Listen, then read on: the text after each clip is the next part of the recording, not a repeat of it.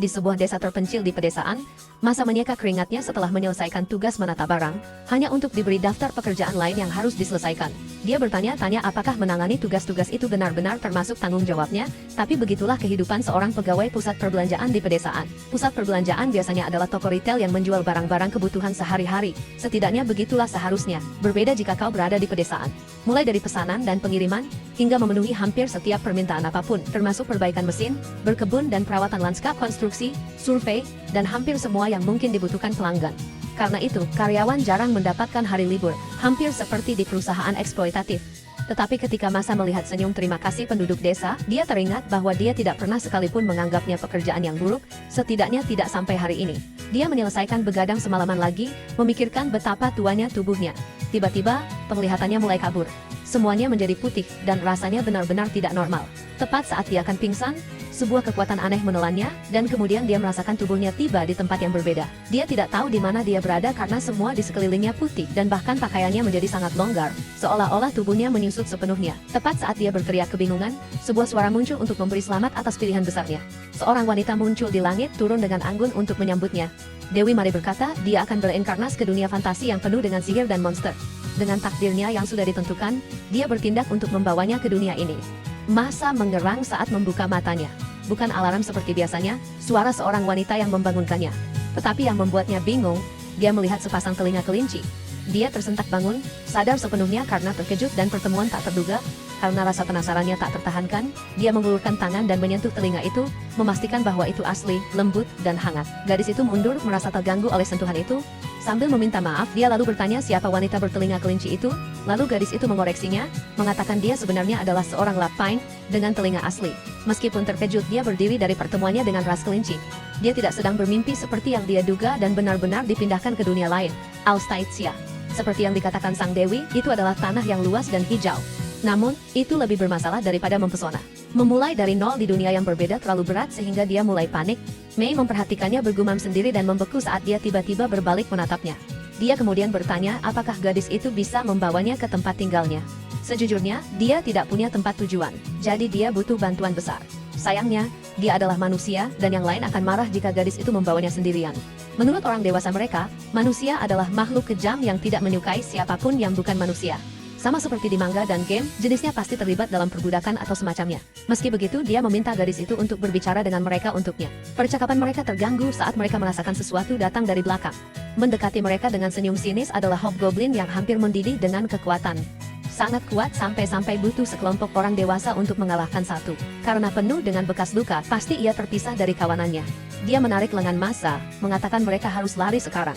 Bahkan sampai menangis saat dia mati-matian mencoba meyakinkannya. Namun, ini justru memberikan efek sebaliknya.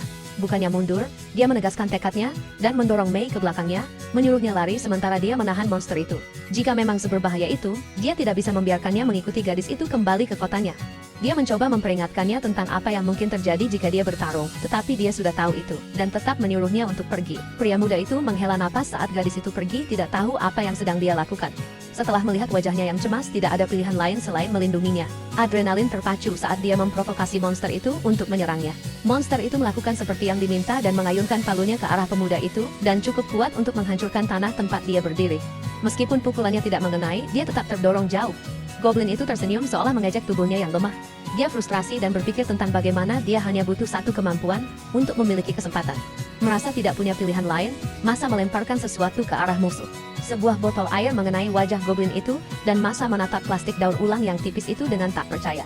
Monster itu tidak bisa menahan tawa melihat usahanya yang menyedihkan untuk menyelamatkan diri. Dengan senyumnya yang menakutkan, dia tahu bahwa semuanya sudah berakhir. Namun, tiba-tiba monster itu terpeleset botol saat melangkah maju. Sebelum pemuda itu sempat memahaminya, kepala musuh membentur batu, membuatnya pingsan seketika. Dia benar-benar terkekeh dan bertingkah seperti seseorang yang membuat laporan polisi di jalan. Sebuah tangan muncul dari portal dan menampar wajahnya, bertanya apa yang sedang dia lakukan. Dia bilang dia memanggilnya di dekat desa manusia yang damai. Jadi kenapa dia begitu jauh? Sekarang, dia diserang oleh goblin dan sudah bermain dengan kematian di hari pertamanya. Yang mengejutkan, dia melihat Mari dengan marah menatapnya, mempertanyakan mengapa dia tidak menggunakan semua kemampuan kuat yang diberikannya. Sehari sebelum reinkarnasi, keduanya sedang berbicara tentang pindah ke dunia lain. Karena seorang dewa kalah taruhan dengannya, dia ditugaskan ke dunia yang dikelolanya. Mengkonfirmasi identitasnya, dia secara sepihak terus berbicara tentang usia, pekerjaan dan kemampuannya yang baru ketika dia menyela untuk menyampaikan kekhawatirannya sendiri. Dia masih tidak percaya itu benar, tetapi sayangnya memang begitu, dan dia tidak punya pilihan untuk menolak. Kejutan realitas menghantamnya. Sebagai Dewi yang Maha Tahu, dia mengerti bahwa melakukan ini secara membabi buta pasti menegangkan. Untuk menenangkan pikirannya, dia telah menyiapkan berkat pribadinya dan menawarinya 3 voucher pemberian kemampuan. Ini adalah sesuatu yang dia kenal dan sebanding dengan kemampuan dalam game yang suka dia mainkan. Saat dia mulai melanjutkan prosesnya, sebuah tangan muncul dari portal dan dengan kuat mencengkeram bahunya. Heste memberikan senyum dingin, menyuruh Mari untuk memberinya 8 voucher. Kulitnya merinding saat Dewi yang lebih tua itu berkata bahwa dia pasti salah bicara karena suatu alasan. Dengan ini, putri pembuat onar itu dipinjam sebentar karena ada sesuatu yang harus mereka diskusikan. Biasanya, yang membuat taruhan seharusnya yang meminta maaf, tetapi Heste akan melakukannya sendiri. Suaminya, Zeus, dan anak mereka menyebabkan masalah, yang mana dia minta maaf. Masa mengenali nama mereka sebagai nama-nama dari mitologi Yunani. Saat menegakkan kontrak ilahi, mereka hanya dapat membantu jiwa yang terpilih dengan memberikan berkat. Mereka dapat memberikan hal-hal seperti bahasa lokal, tetapi begitu mereka turun, para dewa tidak dapat lagi ikut campur. Terlebih lagi, putrinya hanya akan memberikan 3 tiket alih-alih 8, berniat mengambil beberapa untuk dirinya sendiri. Dia memelototinya dengan marah, tetapi Mari bertingkah seperti anak kecil yang tidak bisa mendengar kesalahannya. Melanjutkan, mereka memanggil mesin slot kemampuan. Mereka akan menggunakan alat ilahi ini karena mereka tidak bisa memberinya sesuatu secara spesifik. Ada aturan bahwa melakukan 10 tarikan memberikan 1 putaran ekstra. Heste mendapat ide bagus dan memberinya 2 tiket lagi dari Zeus dan Mari sebagai permintaan maaf. Putrinya tidak punya kekuatan untuk menolak, jadi dia hanya menekankan betapa besarnya anugerah menerima 11 kemampuan. Mengabaikannya, dia dengan antusias memulai seri 11 tarikan kemampuan. Hal pertama yang didapatnya adalah penilaian level 3. Berikutnya adalah kerajinan batu level 4. Semuanya tampak biasa, tetapi para dewi mengkonfirmasi bahwa keberuntungannya besar, jadi beberapa yang bagus seharusnya muncul. Namun, dia terus mendapatkan sekelompok kemampuan biasa seperti membongkar, menambang, dan kerajinan kulit. Seiring berjalannya undian, dia mendapatkan kotak penyimpanan dimensional level cukup tinggi, pandai besi, alkimia, sihir penyembuhan, dan deforestasi. Statistik keberuntungan masa sangat tinggi, tetapi level kemampuannya menyedihkan. Terakhir, dia mendapatkan kemampuan peta yang sangat langka, yang menunjukkan area dalam radius 3 km. Matanya tampak berkaca-kaca karena hidup pada dasarnya menyuruhnya menjadi tukang kayu. Dengan begitu, penugasan kemampuannya selesai, dan saatnya turun ke dunia barunya. Dia tersentak sadar dari ingatan itu. Tiket kemampuan hanya tercipta ketika dewa dan manusia memiliki anak, dan dia menggunakan 10 di antaranya. Dia beralasan bahwa dia tidak punya cara untuk bertarung dengan kemampuan yang dia miliki, tetapi Mari sedang tidak ingin mendengar alasan. Dia mengingatkannya bahwa dia tidak lagi di bumi, dan harus melakukan sesuatu dengan goblin itu. Pemuda itu diberi gada monster yang berat dan berduri, diberitahu bahwa di luar sana adalah bunuh atau dibunuh. Jika dia ingin hidup, dia harus menghadapi kenyataan dengan hatinya, dan menerimanya. Untuk saat ini, pilihan terbaik adalah mengakhirinya dengan 1 pukulan bersih. Ketika dia melakukan seperti yang diperintahkan, dia memuji dan menyuruhnya untuk memeriksa layar statusnya. Masa kesal karena dia sangat terburu-buru, tetapi tetap mematuhinya. Dia memanggil layar statusnya dengan pikirannya, dan mereka melihat bahwa dia telah naik level dari pengalaman melalui pertarungan. Dengan pelajaran berharga itu, dia bergerak untuk menyembuhkannya dan memindahkannya ke desa terdekat, tetapi dia tiba-tiba menghentikannya, mengatakan dia bertemu seorang gadis beberapa saat yang lalu. Dia terkejut, tidak menyangka ada manusia sejauh ini di hutan. Jadi dia menjelaskan bahwa gadis itu sebenarnya bagian dari suku ras kelinci. Saat Mari dengan mendesak bersikeras bahwa dia harus membantunya kembali ke desanya dengan selamat, sebuah tangan mencengkeramnya. Dia berbalik dengan frustrasi, menuntut untuk tahu siapa itu, dan disambut dengan tatapan dingin Heste, menyuruh sang dewi untuk berhenti ikut campur dengan manusia, yang lebih mudah diseret kembali ke dalam portal, dan masa didorong untuk hidup sesukanya di dunia yang baru. Tepat saat mereka menghilang, suara yang akrab memanggilnya. Itu adalah Mei kembali dengan sekelompok orang dewasa yang bersenjata untuk membantunya. Dia tersenyum pada gadis itu yang menangis sambil memeluknya, mengatakan dia berhasil melewatinya dengan selamat. Keluarganya kemudian berterima kasih dengan tulus karena telah membahayakan dirinya sendiri untuk melindungi orang asing. Mereka kembali bekerja dan bertanya tentang goblin itu, jadi manusia itu hanya menunjuk ke tempat tubuhnya terbaring. Semua orang menatap dengan kaget, tidak percaya bahwa dia mengalahkannya sendirian. Seperti biasa, dia dengan malu-malu menertawakannya, mengatakan dia cukup beruntung karena monster itu mengalami kecelakaan. Situasinya konyol, tetapi masalah yang lebih mendesak baginya adalah di mana dia akan tinggal. Untungnya, mereka membicarakan ini di jalan dan setuju untuk menyambut seseorang yang membutuhkan. Matanya bersinar dengan harapan dan rasa terima kasih. Membuka rumah mereka untuk seseorang yang mempertaruhkan nyawanya untuk melindungi Mei bukanlah masalah besar sama sekali. Hal pertama yang perlu dia lakukan adalah bertemu kepala suku mereka. Semuanya terjadi begitu cepat tadi, jadi mereka tidak punya waktu untuk berbicara. Sekarang, Mei akhirnya memperkenalkan dirinya dengan benar, tetapi bayangan dia memanggilnya kakak membuat hatinya berdebar. Karena reaksinya membuatnya khawatir, dia bilang dia tidak pernah menyangka hal seperti ini akan terjadi. Sekarang gilirannya. Jadi dia mengulurkan tangannya dan memperkenalkan diri dengan senyum. Ada banyak keraguan di benaknya, dan dia bahkan tidak yakin apa yang bisa dia lakukan. Bagaimanapun, kehidupan bebasnya di dunia lain dimulai dari sana. Masa adalah seorang pegawai toko perangkat keras berusia 36 tahun, sampai suatu hari dia dalam perjalanan pulang. Seorang dewi bernama Mari memanggilnya tanpa peringatan atau mempedulikan situasinya, dan dia bereinkarnas ke dunia lain. Meskipun mendapatkan 11 tiket ilahi, dia tidak menerima kemampuan tempur yang berguna. Dan yang lebih parah lagi, dia langsung diserang oleh goblin di hutan. Dia jujur berpikir bahwa riwayatnya sudah tamat, tetapi karena pertemuan yang menentukan dia dibawa ke desa ras kelinci. Hanya dari pintu masuknya saja, dia melihat pemukiman yang cukup luas dan kosong, tapi itu tidak membuatnya kurang memesona bagi orang dari dunia lain. Orang-orang menatap saat dia berjalan melewati desa sebagai seorang manusia. Hanya ada segelintir penduduk, tetapi mereka semua saling membantu untuk bertahan hidup. Karena itu, Mei akan sangat senang jika dia menganggap semua orang di sana sebagai bagian dari keluarganya. Dia berterima kasih, tetapi tidak bisa tidak memperhatikan bahwa pagar pertahanan hanyalah sekelompok kayu gelondongan yang diikat menjadi satu. Mempertimbangkan rumah-rumahnya juga, peradaban itu terasa seperti berada di zaman batu. Diberitahu bahwa baru 2 tahun sejak mereka membangun semuanya, masa berpikir betapa sulitnya kehidupan mereka. Mereka mencapai sebuah gubuk yang tampak lebih besar, di sanalah dia akan menyapa kepala desa. Dia dipimpin masuk dan melihat Toro menata sekelompok panah di tanah. Untungnya, kepala suku menyambutnya dengan hangat, sudah mendengar tentangnya. Dia meragukan telinganya sendiri ketika pertama kali mendengar berita tentang manusia hari itu. Kepala suku itu terlihat cukup muda meskipun jabatannya. Masa membungkuk dan berterima kasih karena mereka begitu ramah padanya. Jika mereka tidak menerimanya, dia mungkin akan dimakan di hutan. Sebaliknya, Toro mengatakan mereka lebih berterima kasih karena dia mempertaruhkan nyawanya untuk melindungi Mei. Dengan begitu, dia secara resmi menyambut pemuda itu ke desa mereka. Mungkin terasa terlalu cepat, tetapi untuk saat ini, dia harus tinggal di rumah anak itu. Ayahnya meninggal di usia muda, jadi dia dan ibunya mencari bantuan tambahan. Meskipun dia secara pribadi tidak keberatan, dia khawatir itu akan tidak nyaman bagi seseorang seusianya, tetapi dia mengatakan dia sangat diterima untuk menjadi bagian dari rumah mereka. Sekali lagi, dia sangat berterima kasih atas keramahan mereka. Karena matahari sudah terbenam, dia bisa fokus untuk menetap, dan mereka bisa membicarakan urusan desa besok tanpa mengkhawatirkan hal-hal lain. Mereka begitu baik padanya, dan dia bertanya-tanya apakah ada yang bisa dia lakukan sebagai orang luar untuk membalas budi mereka. Tepat saat masa berjalan keluar dari gubuk kepala suku, dia teringat kehidupan lamanya sebagai pegawai toko perangkat keras. Memikirkan semua pengalaman di kehidupan sebelumnya, kemampuan ilahi yang diberikan oleh para dewi, dan keadaan pemukiman saat ini, sesuatu yang penting muncul di benaknya. Awalnya terasa disayangkan, tetapi dia menyadari ada sesuatu yang bisa dia lakukan untuk semua orang. Dia dengan keras dan mendesak memanggil kepala suku, berulang kali mengatakan bahwa dia menemukan hal yang sempurna untuk ditawarkan. Meskipun begitu, dia masih membutuhkan izin mereka. Dia bertanya kepada kepala suku apakah mereka akan mengizinkannya melakukan perbaikan pada desa. Itu adalah usulan yang berani dan nekat, terutama dari orang luar yang baru saja tiba. Dia menekankan bagaimana dia bisa turun tangan untuk memperbaiki rumah dan kondisi kehidupan secara umum.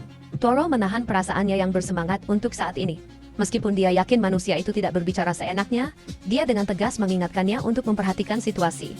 Orang-orang secara alami akan gugup jika tamu yang baru saja datang tiba-tiba ingin merombak rumah mereka. Ini benar, dan dia mengerti bahwa kepercayaan membutuhkan waktu untuk dibangun. Namun, dia sudah menyadari masalahnya dan tidak bisa membiarkannya begitu saja. Tanpa keamanan, semua itu tidak ada artinya, dan semua orang akan terus terluka sepanjang waktu.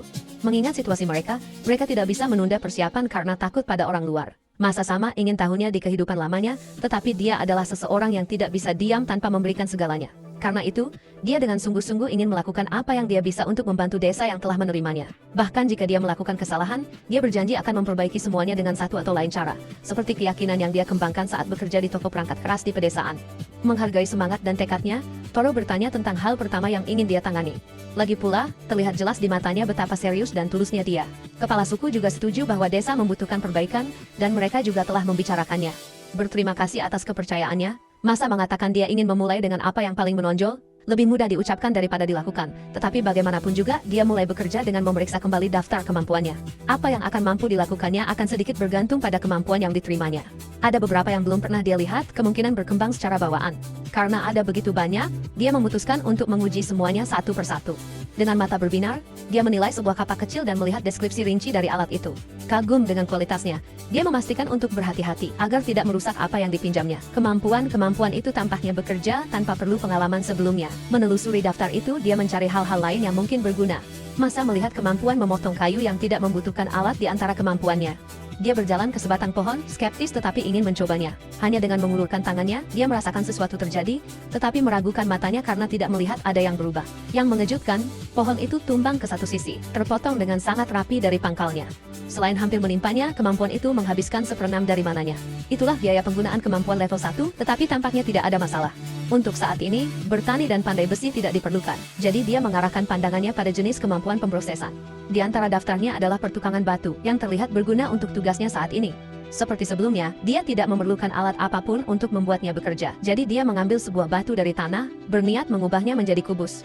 Batu itu berubah bentuk dalam sekejap mata, permukaannya kasar, dan itu menghabiskan 1/10 kekuatannya, jadi mungkin ukurannya berpengaruh. Selanjutnya, dia akan mengeringkan kayu yang baru saja ditebangnya dengan keahlian yang sempurna untuk tujuan itu. Karena levelnya sama dengan pertukangan batu, dia bisa membandingkan efisiensi keduanya. Dia ingin menggunakan batang pohon sebagai bahan utama nanti, tapi dia masih harus menghilangkan kelembapannya.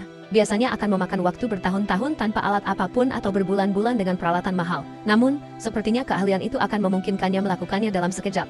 Mencobanya, dia mengulurkan tangannya seperti tadi. Matahari akan terbenam, dan Mei berada di hutan menjemput masa untuk makan malam. Yang mengejutkannya, dia melihatnya di tanah, pingsan dengan sebatang kayu di atasnya. Kondisinya jelas lebih buruk daripada saat dia melawan Hobgoblin. Ini pasti penipisan mana yang dibicarakan orang-orang dan dia pasti terlalu memaksakan diri. Meskipun begitu, hampir tidak ada distorsi dalam pekerjaannya, dan dia berhasil mengubah kayu itu menjadi kayu yang bisa digunakan. Meskipun dia malu karena pingsan, sudah waktunya makan malam. Mereka kembali ke rumah Mei, dan dia bertemu dengan ibu anak itu untuk pertama kalinya. Dia memperkenalkan dirinya sebagai Lulu dan memintanya untuk merasa nyaman di rumah mereka. Seperti biasa, anak itu terus bercerita tentang bagaimana dia menyelamatkannya dari Hobgoblin. Sudah waktunya untuk pesta penyambutan, jadi semua orang mengambil tempat duduk. Rumah mereka mungkin tidak mewah, tetapi cukup untuk menahan angin dan hujan untuk bisa disebut rumahnya. Lagi, kebaikan mereka tidak ada batasnya. Berkat keramahan kaum kelinci, sepertinya dia akan bisa bertahan di dunia baru ini. Mulai dari sana, dia pasti akan melakukan yang terbaik dan mulai menjalani hidup sepenuhnya. Dia tidak tahu seberapa banyak dia bisa membayar utangnya kepada mereka, tetapi dia akan melakukan semua yang dia bisa dengan sekuat tenaga. Besok, dia akan memulai dengan rencana perbaikan rumah di desa. Akhirnya tiba waktunya untuk memperbaiki desa. Jadi masa mengumpulkan beberapa orang penting di pintu masuk, tempat semuanya akan dimulai. Urusan pertama adalah memperkuat pagar yang melindungi rumah mereka. Setelah kepala suku memberitahu semua orang tentang bantuannya, orang-orang menjadi sangat bersemangat. Mereka bertanya mengapa dia memilih untuk memulai dengan pagar dari semua tempat. Apapun proyeknya, keselamatan adalah yang utama, dan dinding kayu tidak akan bisa menahan monster. Dari dasar hingga ketinggian tertentu, masa berpikir untuk membuatnya dari batu. Ada banyak bahan dari tebing terdekat dan itu pasti akan jauh lebih kokoh dari depan. Seseorang khawatir mereka tidak memiliki tenaga untuk mengangkut batu sebanyak itu ke gerbang. Tetapi dia bilang tidak apa-apa bahkan jika mereka perlu mengelilingi seluruh desa. Lagi pula, dia dan Mei sudah mengangkut dan membawa semua yang diperlukan pagi ini. Dia mengeluarkan berton-ton batu dan bongkahan dari keahlian kotak penyimpanan dimensionalnya. Dengan itu, membawa barang-barang tidak akan menjadi masalah sama sekali bagi mereka, tetapi orang-orang masih terkejut bahwa dia bahkan memiliki keahlian itu. Kesalahpahaman dan rumor mulai muncul dari sini saja. Sejak awal, rasanya ini adalah salah satu keahlian langka yang dia dapatkan di slot, jadi dia memutuskan untuk merahasiakannya. Selanjutnya, mereka sekarang harus saling membantu menumpuk batu-batu itu di atas satu sama lain. Beberapa penduduk desa mulai bekerja, tetapi segera dihentikan oleh pemimpin proyek. Jika mereka hanya menumpuknya, dinding itu akan runtuh dengan sedikit saja kekuatan yang mengenainya. Ada cara yang benar untuk melakukannya, dan dia akan dengan jelas memberi contoh kepada semua orang. Masa menangani seluruh bagian sendirian, dan menunjukkannya kepada semua orang. Perbedaan utamanya adalah ukuran dan urutan batu yang mereka gunakan, karena itu secara umum memengaruhi integritas. Tidak apa-apa dari depan, tetapi kedalamanlah yang sebenarnya penting saat mempertimbangkan kekuatan. Mereka harus fokus untuk memaksimalkan area permukaan yang saling bersentuhan. Dengan meningkatkannya, mereka bisa mendapatkan susunan yang lebih rapat, yang lebih sulit dirusak atau dipindahkan. Hanya dengan mengubah cara menumpuknya membuat perbedaan besar pada kualitas dinding. Dia juga punya trik untuk saat pemukiman mereka berkembang. Saat membangun lapisan luar batu, mereka bisa menggunakan timbunan, sesuatu yang bahkan digunakan oleh dinding kastil. Bagian dalamnya dilapisi dengan batu-batu besar, dan diisi dengan yang lebih kecil yang akan membantu air hujan lewat dengan mudah, memungkinkan pagar yang kokoh tahan hujan tanpa banyak kesulitan. Itu hal-hal yang lebih canggih, dan mereka bisa fokus pada hal-hal yang lebih sederhana untuk saat ini. Siap untuk memberikan yang terbaik, dia memimpin dan mendorong semua orang untuk mengikuti langkah-langkahnya. Masa bertingkah sok hebat sekarang tapi tertawa karena bos-bosnya dulu selalu memarahinya. Saat itu, orang lain memanggilnya, meminta waktu untuk berbicara. Itu adalah para wanita desa yang diberitahu bahwa dia bisa membuat memasak dan merebus menjadi jauh lebih mudah. Dia dengar mereka biasanya memasak dan menyiapkan makanan untuk seluruh desa dan mereka melakukannya di atas api terbuka. Itulah sebabnya dia ingin membangun kompor. Mereka dengan tajam hampir mengancam. bertanya apakah itu akan dilakukan setelah pekerjaan pagar selesai, dan dia menyadari bahwa ini bukan permintaan, melainkan tuntutan dari orang-orang yang menguasai dapur. Dari manapun dilihat, dia tahu bahwa membuat mereka marah akan berbahaya. Oleh karena itu, dia dengan patuh berjanji untuk membangun kompor bersamaan dengan pagar, yang membuatnya nyaris menghindari konflik besar dan malah menyenangkan mereka. Kemudian, Masa bertemu dengan para wanita di alun-alun. Dia akan menangani pekerjaan batu untuk kompor sendirian, tetapi masih membutuhkan kerjasama mereka. Mereka sangat ingin melakukan apapun yang mereka bisa, dan bertanya apakah dia membutuhkan sesuatu selain batu. Untuk memulainya, dia meminta mereka mengumpulkan bahan-bahan lain yang akan mereka gunakan, terutama tanah liat, rumput, dan pasir. Dia akan memadatkannya di celah-celah di antara batu, yang akan menghasilkan struktur yang lebih kuat. Rumput dan pasir akan dicampur dengan tanah liat, berfungsi sebagai pengikat dan mencegahnya menjadi terlalu rapuh. Mei ditugaskan untuk memimpin tugas itu, jadi dia maju untuk membantu semua orang. Sementara itu, Masa menegaskan dan memberitahu semua orang untuk memberitahunya jika mereka membutuhkan hal lain. Karena dia bertanya, mereka meminta mangkuk kayu yang dalam dan peralatan makan. Itu tidak akan menghabiskan terlalu banyak mana, jadi dia bahkan menambahkan meja dan kursi untuk semua orang, karena semua itu akan sangat membantu dan mudah dilakukan dengan keahlian kerajinannya. Meskipun butuh beberapa hari untuk menyelesaikannya, dia berjanji akan mewujudkannya seiring waktu. Mereka bahkan bisa membangun alun-alun beratap yang memungkinkan mereka memasak bahkan saat cuaca buruk. Kepercayaan diri dan ide-idenya mengejutkan mereka. Tidak hanya cerdas, mereka juga terkesan dengan keahlian kerajinannya yang luar biasa. Dia dengan malu-malu mengatakan bahwa itu bukan apa-apa dan merupakan hal-hal yang dia pelajari dari pekerjaan lamanya. Ini semakin membangkitkan rasa ingin tahu mereka, dan mereka bertanya-tanya apa sebenarnya yang biasa dia lakukan. Sejujurnya, dia hanya melakukan semua yang perlu dilakukan, yang merupakan pekerjaan yang sangat berat.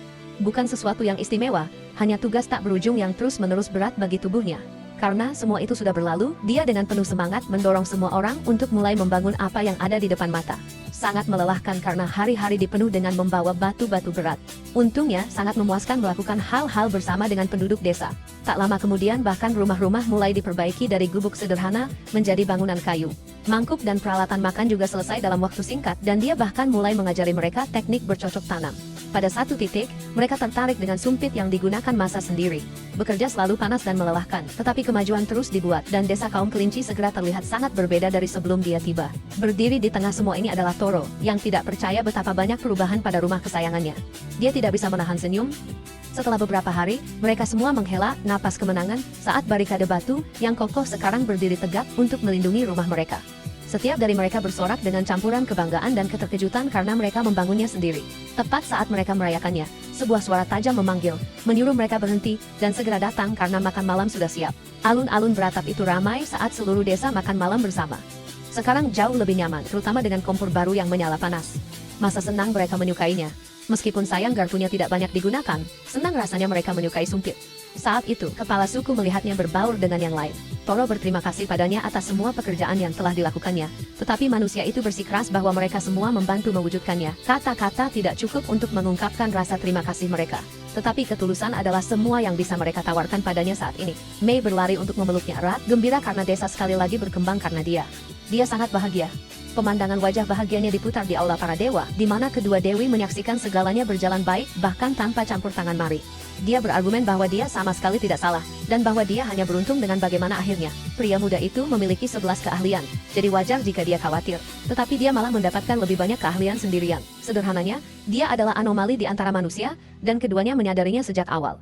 Kebanyakan orang lahir dengan beberapa karunia, tetapi dia berbeda.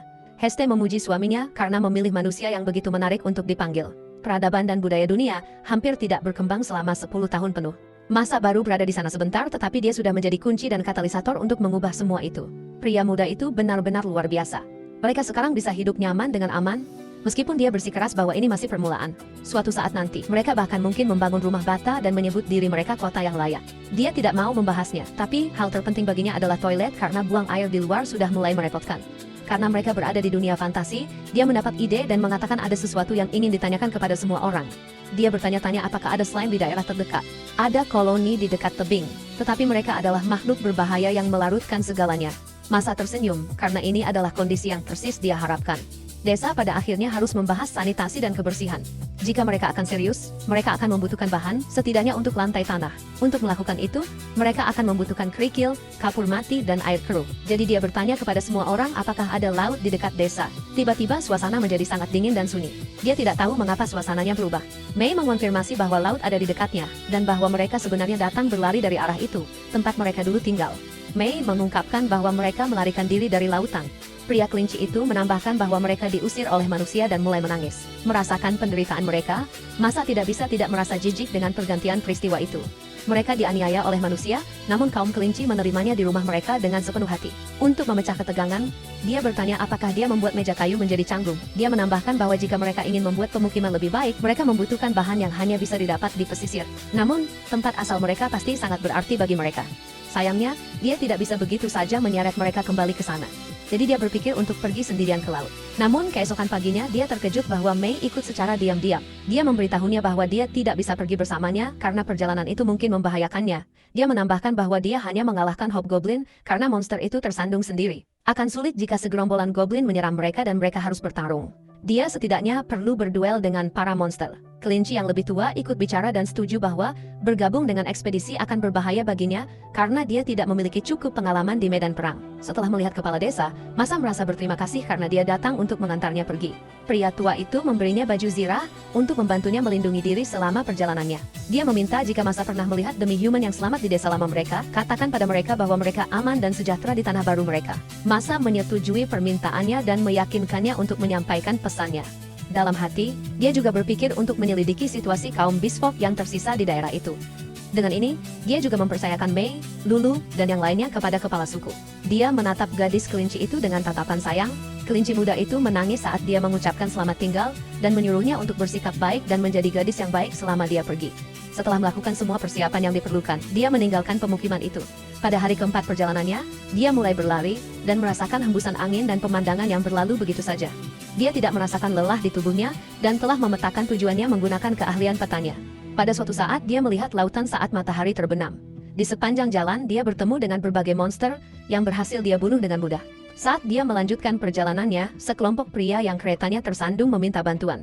Dia setuju untuk membantu mereka, tetapi dia tidak tahu bahwa orang-orang itu adalah bandit yang siap menyerangnya. Dia melawan mereka semua dan pada akhirnya, mengalahkan para bandit itu. Dibandingkan dengan hobgoblin yang dia temui sebelumnya, kelompok itu hanyalah lelucon dan dia menjatuhkan mereka semua dengan gada yang dia ambil. Dia akan menyerang bandit itu lagi. Dan teringat kata-kata sang dewi bahwa manusia jahat harus diberi pelajaran, tapika jamangan paranam. Meskipun begitu, dia menggunakan sihir penyembuhannya dan menyembuhkan luka yang dia timbulkan. Dia tidak tega meninggalkan mereka dengan luka yang lebih parah.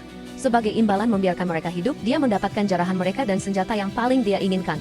Itu adalah kesepakatan yang saling menguntungkan. Saat dia melanjutkan perjalanannya, peta itu tiba-tiba bereaksi dan membawanya ke kota tepi laut yang dia cari. Dia bertanya-tanya apakah ini kota tempat Mei dan yang lainnya tinggal. Dengan ini, dia menyiapkan barang-barangnya sebelum menuju ke desa. Dari kejauhan, dia bisa melihat menara pengawas dari kejauhan benar-benar ditinggalkan. Saat dia berjalan lebih jauh, sepertinya tempat itu diserang dan dijarah. Semakin dekat ke desa, dia terkejut melihat sekelompok goblin di tengah-tengah penyerbuan. Mereka semua mengalihkan perhatian mereka padanya dan menerjangnya. Dia menjatuhkan tasnya dan mengambil pedangnya dari berangkasnya. Dia mengamati mereka dengan cermat dan menyimpulkan bahwa mereka juga hobgoblin, tetapi yang lebih lemah. Dia kemudian menarik pedangnya dan mengayunkannya ke arah para goblin. Dia dengan mudah menyerang musuh dengan pedang yang didapatnya dari para bandit. Dengan ini, dia akhirnya bisa menggunakan satu-satunya keahlian bertarungnya, yaitu ilmu pedang level 1.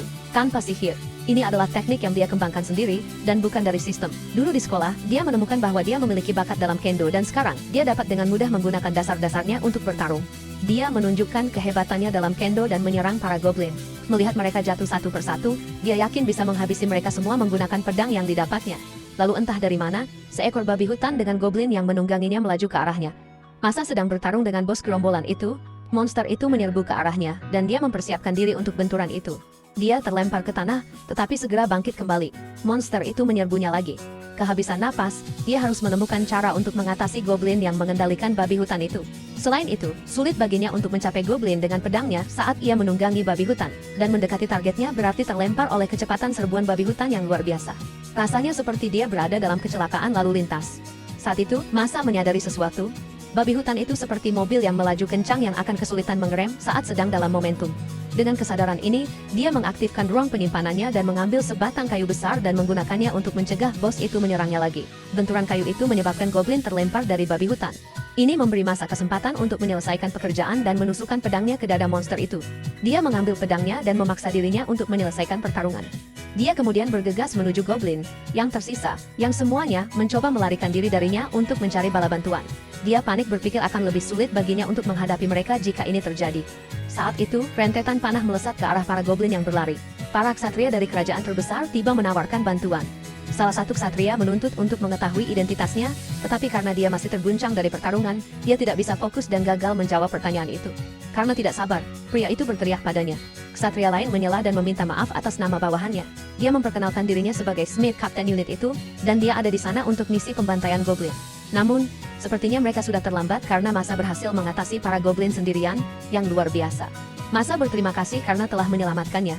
Dia akhirnya memperkenalkan dirinya, dan berbagi bahwa dia telah bepergian untuk mencari sumber daya. Dia baru sadar bahwa para ksatria itulah yang menjaga wilayah tersebut. Sementara itu Smith menyadari bahwa mungkin Masa tahu sesuatu tentang kaum kelinci. Namun, masalahnya adalah bagaimana mereka akan mendapatkan informasi darinya. Dia merasa terkesan bahwa pemuda itu berhasil mengalahkan bos gerombolan itu sendirian. Dia kemudian melanjutkan percakapan untuk mencari tahu apakah Masa berasal dari desa terdekat, menanyakan detail pribadi lainnya seperti usia, pekerjaan, dan apakah dia pengguna skill. Smith kemudian dengan terus terang bertanya apakah dia ingin bergabung dengan para ksatria.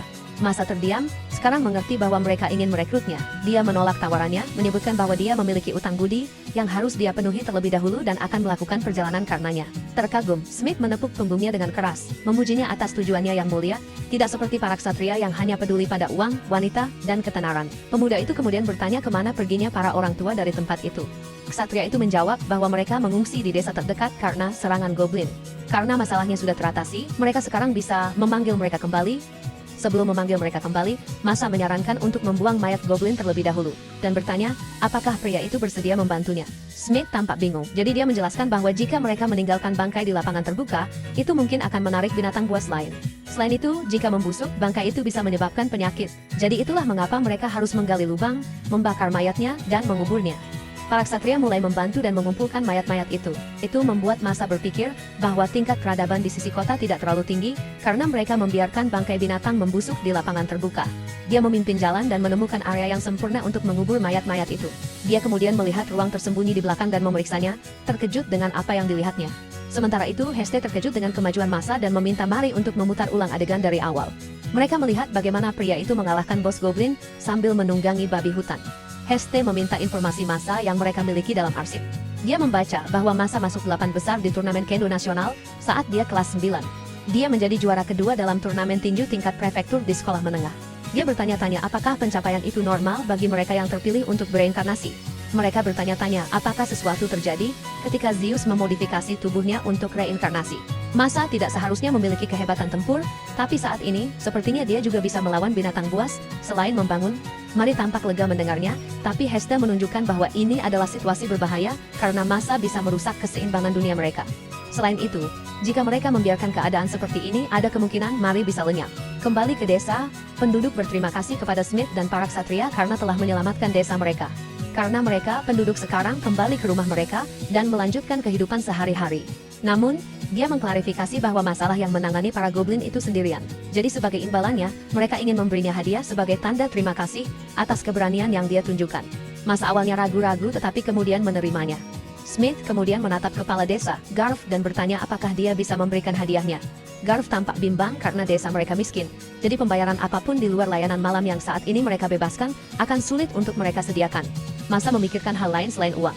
Dia menjelaskan bahwa dia lebih tertarik untuk menerima peti kayu atau guci air. Smith terkejut, hanya itu yang dia inginkan. Pemuda itu mengonfirmasi, mengatakan bahwa dia membutuhkannya untuk mengangkut air laut dan kerang. Smith ingat bahwa dia datang ke desa untuk mencari bahan dan bertanya apakah dia masih menyelesaikannya. Masa mengonfirmasi lagi dan menegaskan kembali bahwa dia membutuhkan bahan untuk dinding tanah. Smith menatap kepala desa dan menunjukkan bahwa apa yang diminta Masa terdengar seperti harga yang murah untuk menyelamatkan seluruh desa mereka dari para goblin. Namun, Gautz Heltiam Sainak.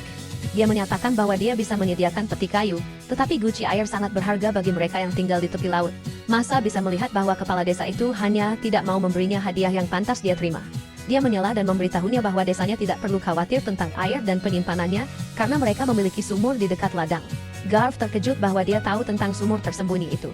Masa mengaku bahwa dia menemukan sumber air itu secara kebetulan di tempat terbuka di ujung jalan sempit. Karena ini, kepala desa segera ditangkap oleh para ksatria karena menyembunyikan sumber air untuk keuntungan pribadinya.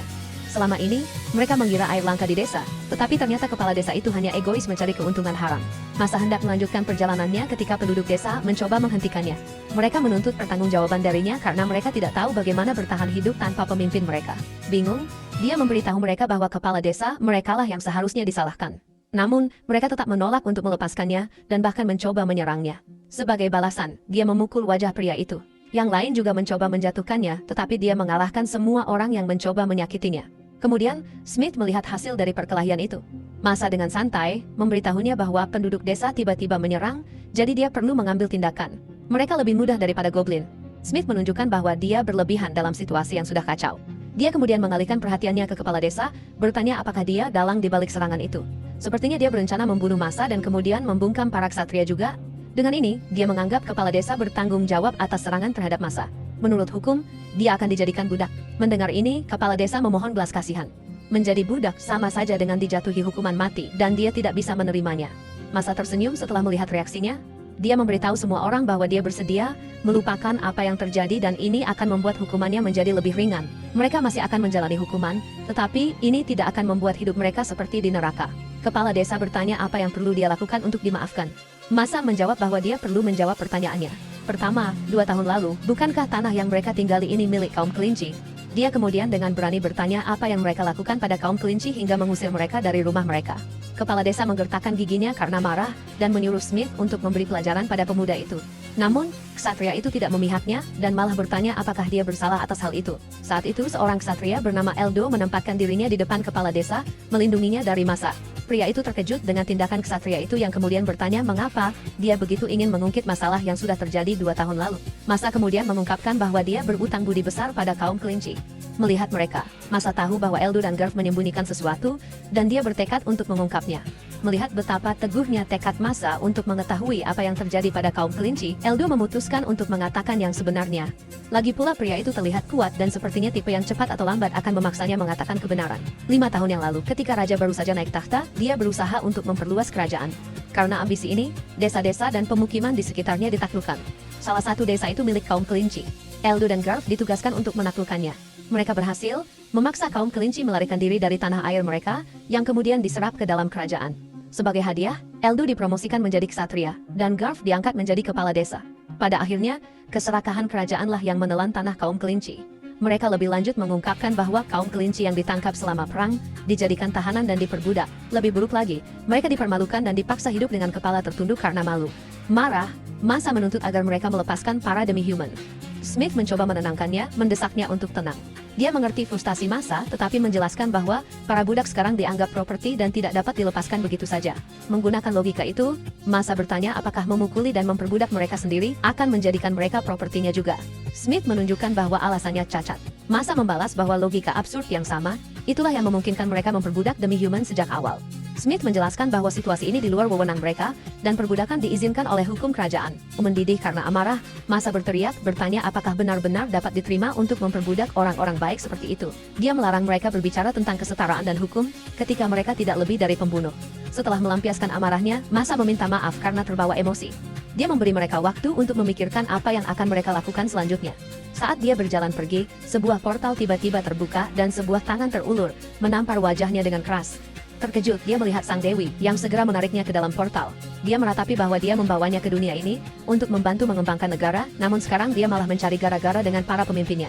Dia takut tindakannya bisa membahayakan mereka berdua. Massa membantah bahwa dia diseret ke dunia ini, tanpa persetujuannya, yang membuatnya kehilangan kesempatan untuk bertemu lagi dengan wanita yang dicintainya. Sang Dewi terpengaruh oleh kata-katanya, tetapi tetap memberitahunya bahwa perilakunya tidak dapat diterima. Massa mundur, mengakui bahwa dia tidak mungkin melawan seluruh negara sendirian. Namun, ekspresi Mari menceritakan kisah yang berbeda. Dia menyuruhnya untuk mengungkapkan rahasianya karena dia jelas menyembunyikan sesuatu. Dia mencoba pergi tetapi dia meraih tangannya, masih menuntut jawaban. Dia menarik tangannya, lalu akhirnya menyerah. Dengan ekspresi khawatir, dia memberitahunya bahwa dia bisa berperang melawan sebuah negara jika dia benar-benar mau. Massa bingung dengan klaimnya tentang seberapa kuat dia. Mari menjelaskan bahwa selama reinkarnasinya, dia menyesuaikan tubuhnya untuk menangani sihir. Ini adalah hasil dari pengirimannya ke dunia lain. Karena ini, efisiensi mananya meningkat drastis. Pemulihan mananya saat ini menyaingi roh agung. Dan jika digunakan secara tidak bertanggung jawab, itu bisa menyebabkan bencana. Masa tetap tidak yakin, mengatakan bahwa dia tidak merasakan sesuatu yang aneh di dalam tubuhnya. Sang Dewi menjawab bahwa, meskipun dia mungkin tidak merasakannya, mananya sangat besar. Lebih spesifiknya, bahkan saat dia berlari, staminanya hampir tidak berkurang. Mananya juga jauh lebih mudah dimanipulasi, dan kekuatan fisiknya melebihi apa yang ditunjukkan statistiknya. Mendengar ini, Masa menyadari bahwa semua contoh ini sudah pernah terjadi padanya sebelumnya. Dia mengira itu normal setelah bereinkarnasi, tetapi sekarang dia mengerti bahwa itu tidak normal. Sang Dewi setuju dan menambahkan bahwa meskipun levelnya masih rendah, kekuatannya akan meroket seiring dengan meningkatnya level sihirnya dari waktu ke waktu. Masa akhirnya mengerti dan berkomentar bahwa dia berlebihan dalam memodifikasi tubuhnya. Dia meminta maaf dengan ekspresi menyesal, lalu menghilang tanpa sepatah kata pun, meninggalkan Masa dalam kebingungan. Keesokan paginya, Masa bertemu Smith yang memberitahunya bahwa para demi-human dari desa akan dibebaskan. Namun, mereka tidak dapat membebaskan demi-human dari pemukiman lain, karena Smith tidak memiliki wewenang di luar yurisdiksinya. Masa kemudian bertanya tentang status demi-human di daerah lain.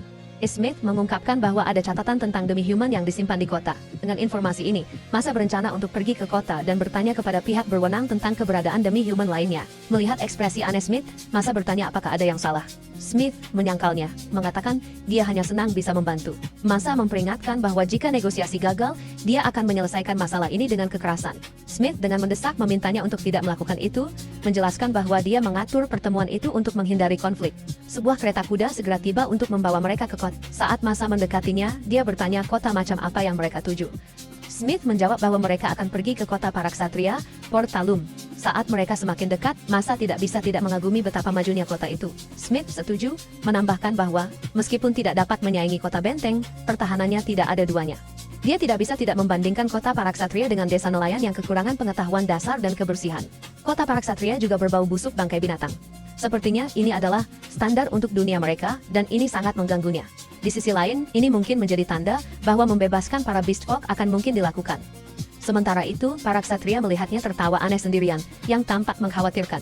Mereka sekarang menuju ke Dewan, dan karena mereka akan bertemu dengan pemimpin kota untuk negosiasi, dia harus memverifikasi identitasnya di gerbang. Smith memintanya untuk menyiapkan kartu guildnya, agar para penjaga bisa memeriksanya. Masa tiba-tiba terlihat gugup. Ketika mereka tiba di guild petualang Portalines, Smith memarahinya karena tidak memiliki kartu guild. Dia membandingkan pemuda itu dengan seorang pemalas, karena seharusnya dia mendapatkan kartu itu saat berusia 12 tahun. Lebih dari sekadar malu, Masa justru senang rahasianya sebagai jiwa yang berinkarnasi tidak terungkap karena tidak memiliki kartu guild. Resepsionis guild menyambutnya dan menginstruksikannya untuk meletakkan tangannya di atas alat sihir di depannya. Dia kagum bagaimana alat itu akan secara otomatis menghasilkan kartu guild. Resepsionis menjelaskan bahwa kartu guild adalah teknologi yang dianugerahkan oleh para dewa. Dia mengingatkannya bahwa penipuan atau pemalsuan akan dihukum. Dia juga menambahkan bahwa informasi pribadi dapat dirahasiakan, tetapi nama, guild terdaftar, dan catatan kriminalnya tidak dapat disembunyikan. Selanjutnya, informasi tersebut hanya digunakan untuk verifikasi identitas dan tidak dapat diakses oleh orang lain kecuali pemegangnya telah meninggal. Masa cukup terkejut bahwa perlindungan privasi mereka sangat canggih karena dia tidak menduganya. Setelah proses selesai, dia menyerahkan kartu guildnya. Saat dia menerimanya, dua ksatria di belakangnya tampak bersemangat untuk melihat statistiknya. Dia dengan hati-hati mempelajarinya dan memerintahkannya untuk menampilkan detailnya. Dia dengan santai melihat kartunya dan berpikir bahwa itu seperti layar status tetapi dalam bentuk cetak. Sementara itu, kedua ksatria itu tidak percaya dengan banyaknya skill yang disebutkan di kartunya. Dia mencoba menyembunyikan skillnya tetapi sekarang sudah terlambat. Para ksatria yang terkejut berbicara di belakangnya karena tidak percaya. Biasanya, seorang petualang hanya memiliki satu atau dua skill, tetapi pemuda itu memiliki lebih banyak gelar di kartunya daripada yang pernah mereka lihat sebelumnya. Masa memberitahu mereka untuk menjaga rahasianya dan membiarkannya saja. Keduanya setuju. Karena juga tidak mengerti set skillnya, mereka membahas bagaimana cara membuat cerita yang bisa dipercaya untuk disampaikan kepada pemimpin kota. Mereka harus meluruskan cerita tentang latar belakangnya, atau mereka akan ketahuan dan dihukum karena berbohong. Kemudian, mereka akhirnya tiba di balai kota tempat pertemuan akan diadakan. Resepsionis menyambut mereka dan menyuruh mereka menuju ruang konferensi 1 untuk pertemuan massa. Setelah diizinkan masuk ke aula, mereka semua merasa lega tetapi juga merasakan tekanan akan diinterogasi. Saat mereka berjalan menuju ruang pertemuan, Smith menjelaskan bahwa massa akan bertemu dengan perwakilan kota, yaitu Grand Master para ksatria. Biasanya, pertemuan semacam ini tidak mungkin terjadi, tetapi pemimpin itu menganggap massa menarik jadi dia setuju. Mereka akhirnya tiba di ruangan dan diizinkan masuk. Massa kemudian bertemu dengan sang penguasa, Lance. dia bisa langsung merasakan bahwa kehadirannya berada di level yang sama sekali berbeda dari para ksatria lainnya. Dari sini, dia bisa mengatakan bahwa negosiasi ini tidak akan mudah. Dia berjalan ke depan, menghadap pemimpin dan berterima kasih karena telah memberinya audiensi. Namun, Lance menyuruhnya untuk menghentikan basa-basi karena dia telah diberitahu tentang agendanya yang ingin membebaskan para demi-human. Dan terus terang, Lance memberitahunya bahwa dengan permintaan semacam ini, dia harus memiliki sesuatu yang berharga untuk ditukar. Dilihat dari sikapnya, dia tidak berencana menggunakan uang untuk bernegosiasi. Dia penasaran apa yang akan ditawarkan Masa kepadanya. Masa diam-diam mengamati penguasa di depannya, yang tampak begitu tenang dan cukup sulit ditebak. Tanpa taktik kotor, Masa memutuskan untuk menunjukkan kartunya, karena ini akan menjadi kesepakatan terbesar sejak kota ini didirikan. Dengan tenang dan penuh keseriusan, Masa menyatakan bahwa tawarannya kepada kota adalah pengetahuannya yang luas. Lance tidak percaya dengan tawarannya yang tidak jelas dan menuntutnya untuk menjelaskan agar semua orang mengerti. Masa menjelaskan bahwa dengan pengetahuannya, dia akan menurunkan angka kematian dan meningkatkan sanitasi, serta pasokan makanan.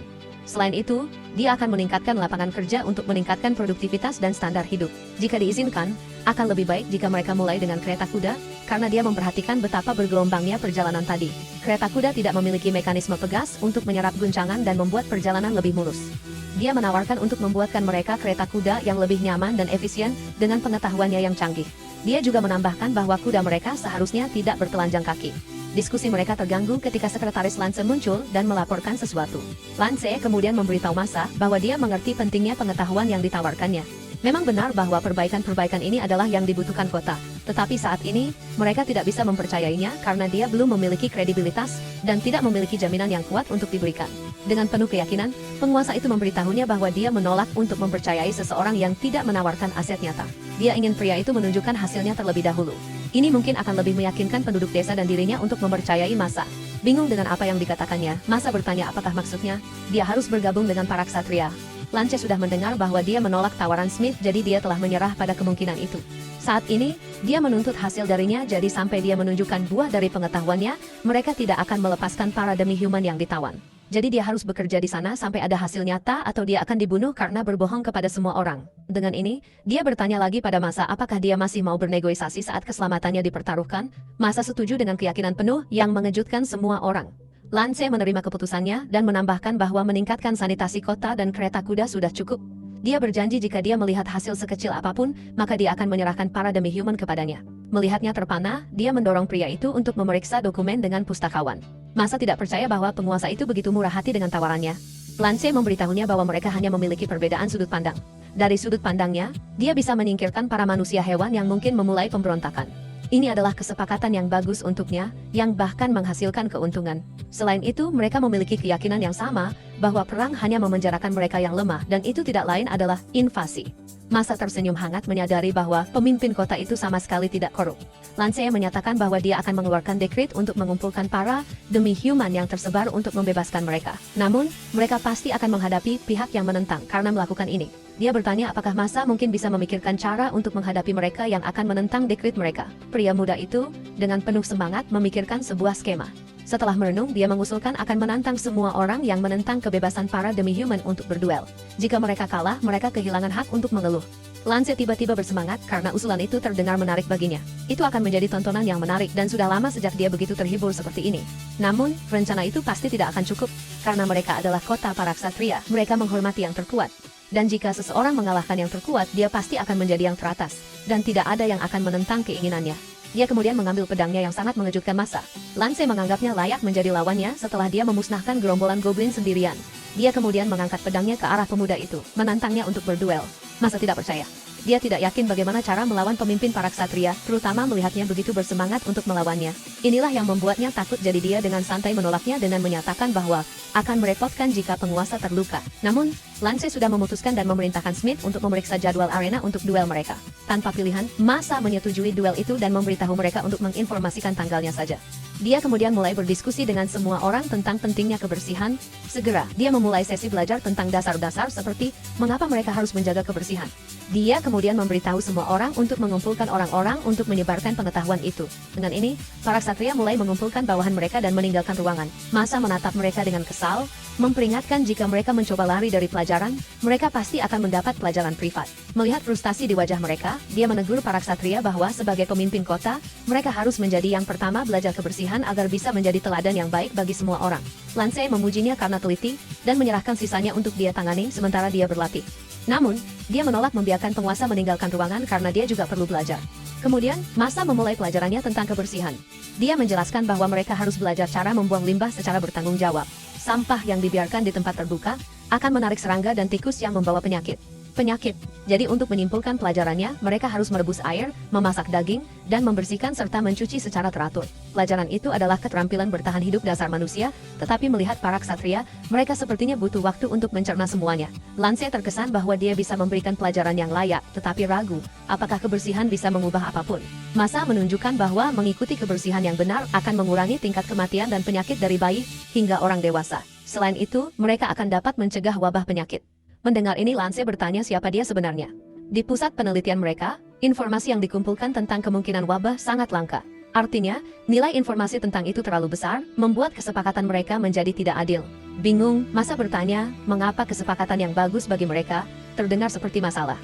Penguasa itu memberitahunya bahwa berutang budi tidak cocok dengannya, mengingat sifat pekerjaannya. Masa menatapnya dengan hormat, berpikir bahwa dia adalah pria yang sangat jujur. Dia memutuskan untuk berhenti bersikap rendah hati dan bertanya apakah dia bisa menggunakan bengkel tempat. Dia perlu memperbaiki kereta kuda dan ada banyak hal yang ingin dia uji. Lance memberinya izin dan akan mengaturnya agar dia bisa menggunakannya besok pagi. Lance menambahkan bahwa meskipun mereka memiliki bengkel tempat yang layak, mereka tidak memiliki pengrajin yang terampil. Dia menjelaskan bahwa karena mereka berada di perbatasan, orang-orang berbakat direbut oleh kota-kota besar. Akibatnya, mereka memiliki banyak bahan dalam stok. Saat mereka mengunjungi gudang, Masa meminta agar dia mengumpulkan orang-orang dan siapapun boleh tidak percaya. Dia menyatakan bahwa mereka akan melakukan inventarisasi penuh setiap bahan. Frustrasi, dia memberitahu mereka bahwa tidak ada pengrajin yang mau bekerja di bengkel seperti itu. Dia mengerahkan para ksatria dan memerintahkan mereka untuk melakukan inventarisasi untuk menghitung stok dan berapa banyak lagi yang mereka butuhkan. Mereka juga harus memeriksa kerusakan atau cacat pada bahan agar kualitas produk mereka tidak terpengaruh. Selagi melakukannya, mereka juga perlu membersihkan gudang. Lance kemudian menarik perhatiannya. Pria itu memberitahunya bahwa sebagai ordo ksatria, mereka mampu mengelola sumber daya mereka dengan baik.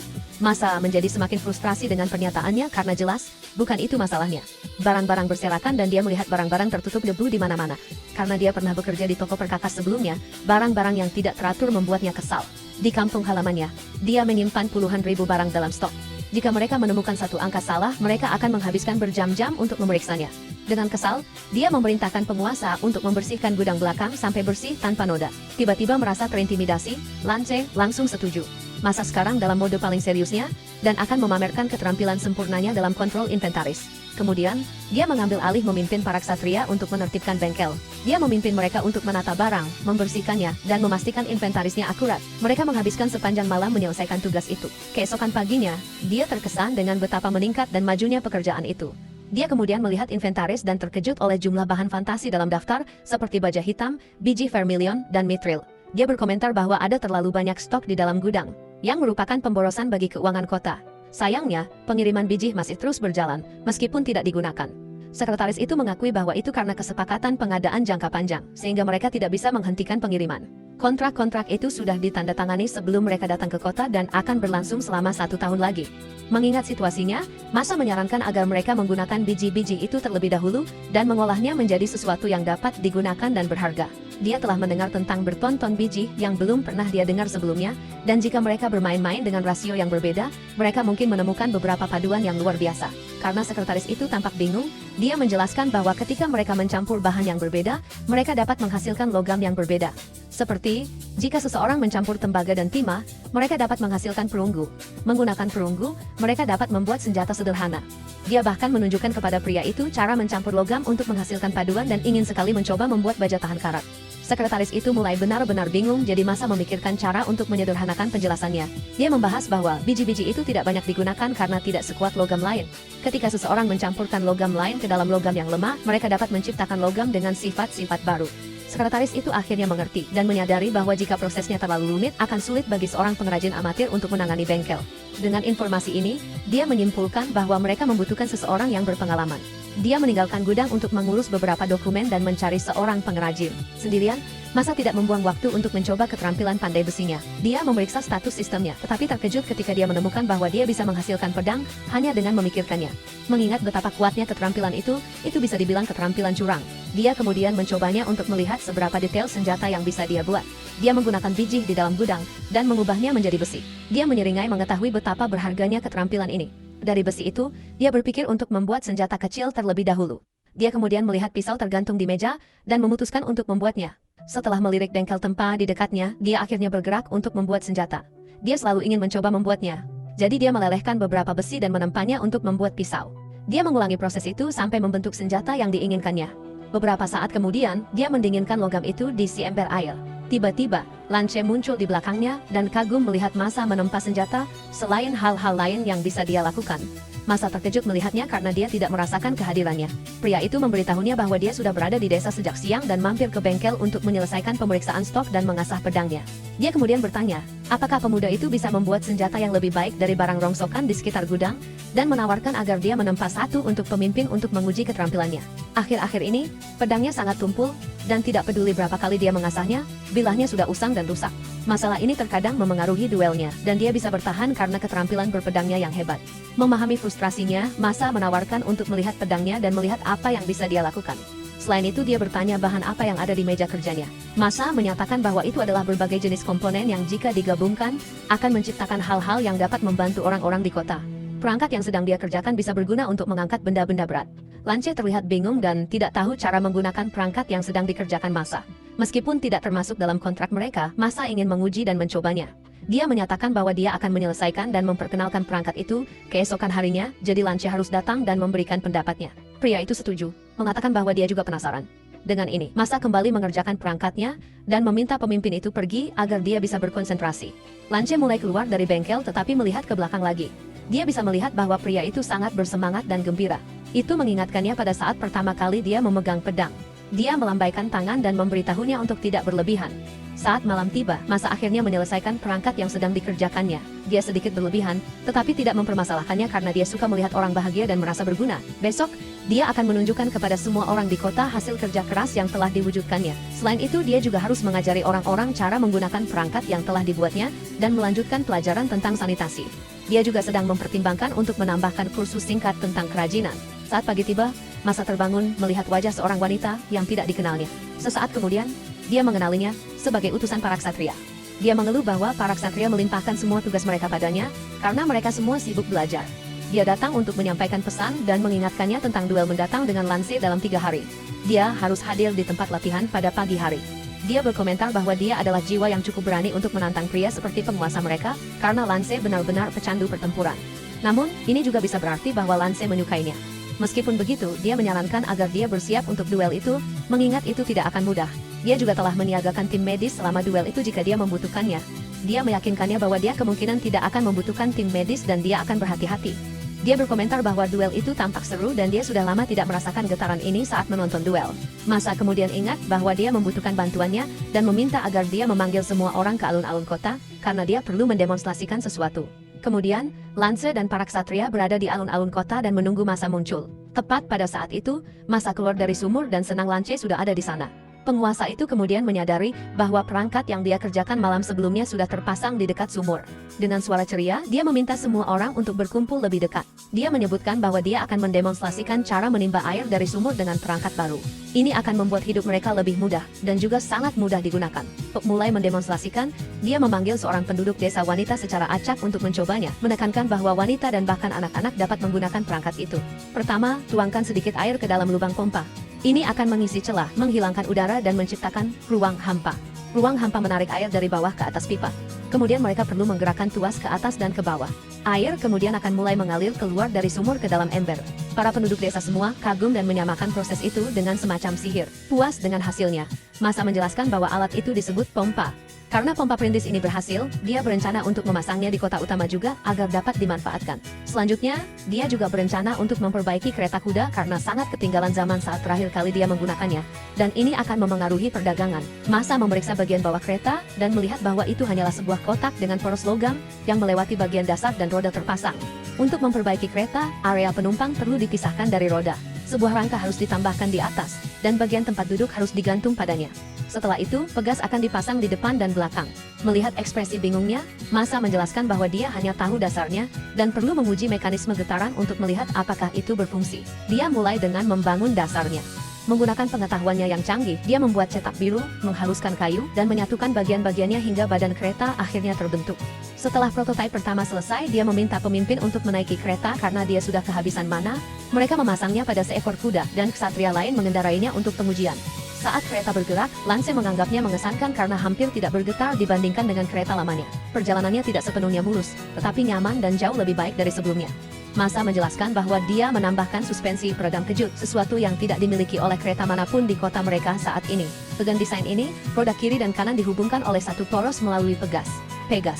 Dia juga menyebutkan bahwa dia bisa bereksperimen dengan suspensi independen di mana setiap roda bergerak dan beroperasi sendiri. Ada beberapa jenis yang bisa dia uji di masa depan. Selain itu, dia berencana membuat bagian penumpang cukup besar untuk membawa sekitar 9 hingga 10 orang. Lance sangat senang mendengarnya karena perjalanan selama ekspedisi akan menjadi jauh lebih mudah. Masa setuju, mencatat bahwa mereka perlu secara konsisten memperkenalkan teknologi baru untuk membuat terobosan dalam kehidupan sehari-hari dan membuat segalanya lebih mudah dikelola. Mendengar tentang kereta yang lebih baik, para ksatria lain sukarela mencobanya dan melihat seberapa nyamannya. Sementara yang lain sibuk mengujinya, Masa memanggil Lance ke bengkel untuk menunjukkan alat-alat lain yang telah dibuatnya. Dia berjanji akan mengajari pengrajin cara memperbaikinya. Merasa bahwa Masa ingin membahas sesuatu yang lain, Lance mendesaknya untuk berbicara secara terbuka. Masa berkomentar bahwa komandan itu cerdas dan mengakui bahwa mereka membutuhkan keadilan dalam negosiasi mereka. Lance setuju dan bertanya apa yang diinginkan Masa sebagai imbalan karena telah banyak membantu desa, terutama karena banyak perbaikan tidak termasuk dalam kontrak mereka. Masa menyatakan dengan lugas bahwa dia ingin membentuk fakta yang melarang invasi antara manusia hewan dan manusia. Selain itu, dia meminta untuk menerima sebagian dari biji surplus mereka. Lance berhenti sejenak, jelas merenungkan syarat-syaratnya. Setelah hening sejenak, dia setuju, dan Masa bernapas lega.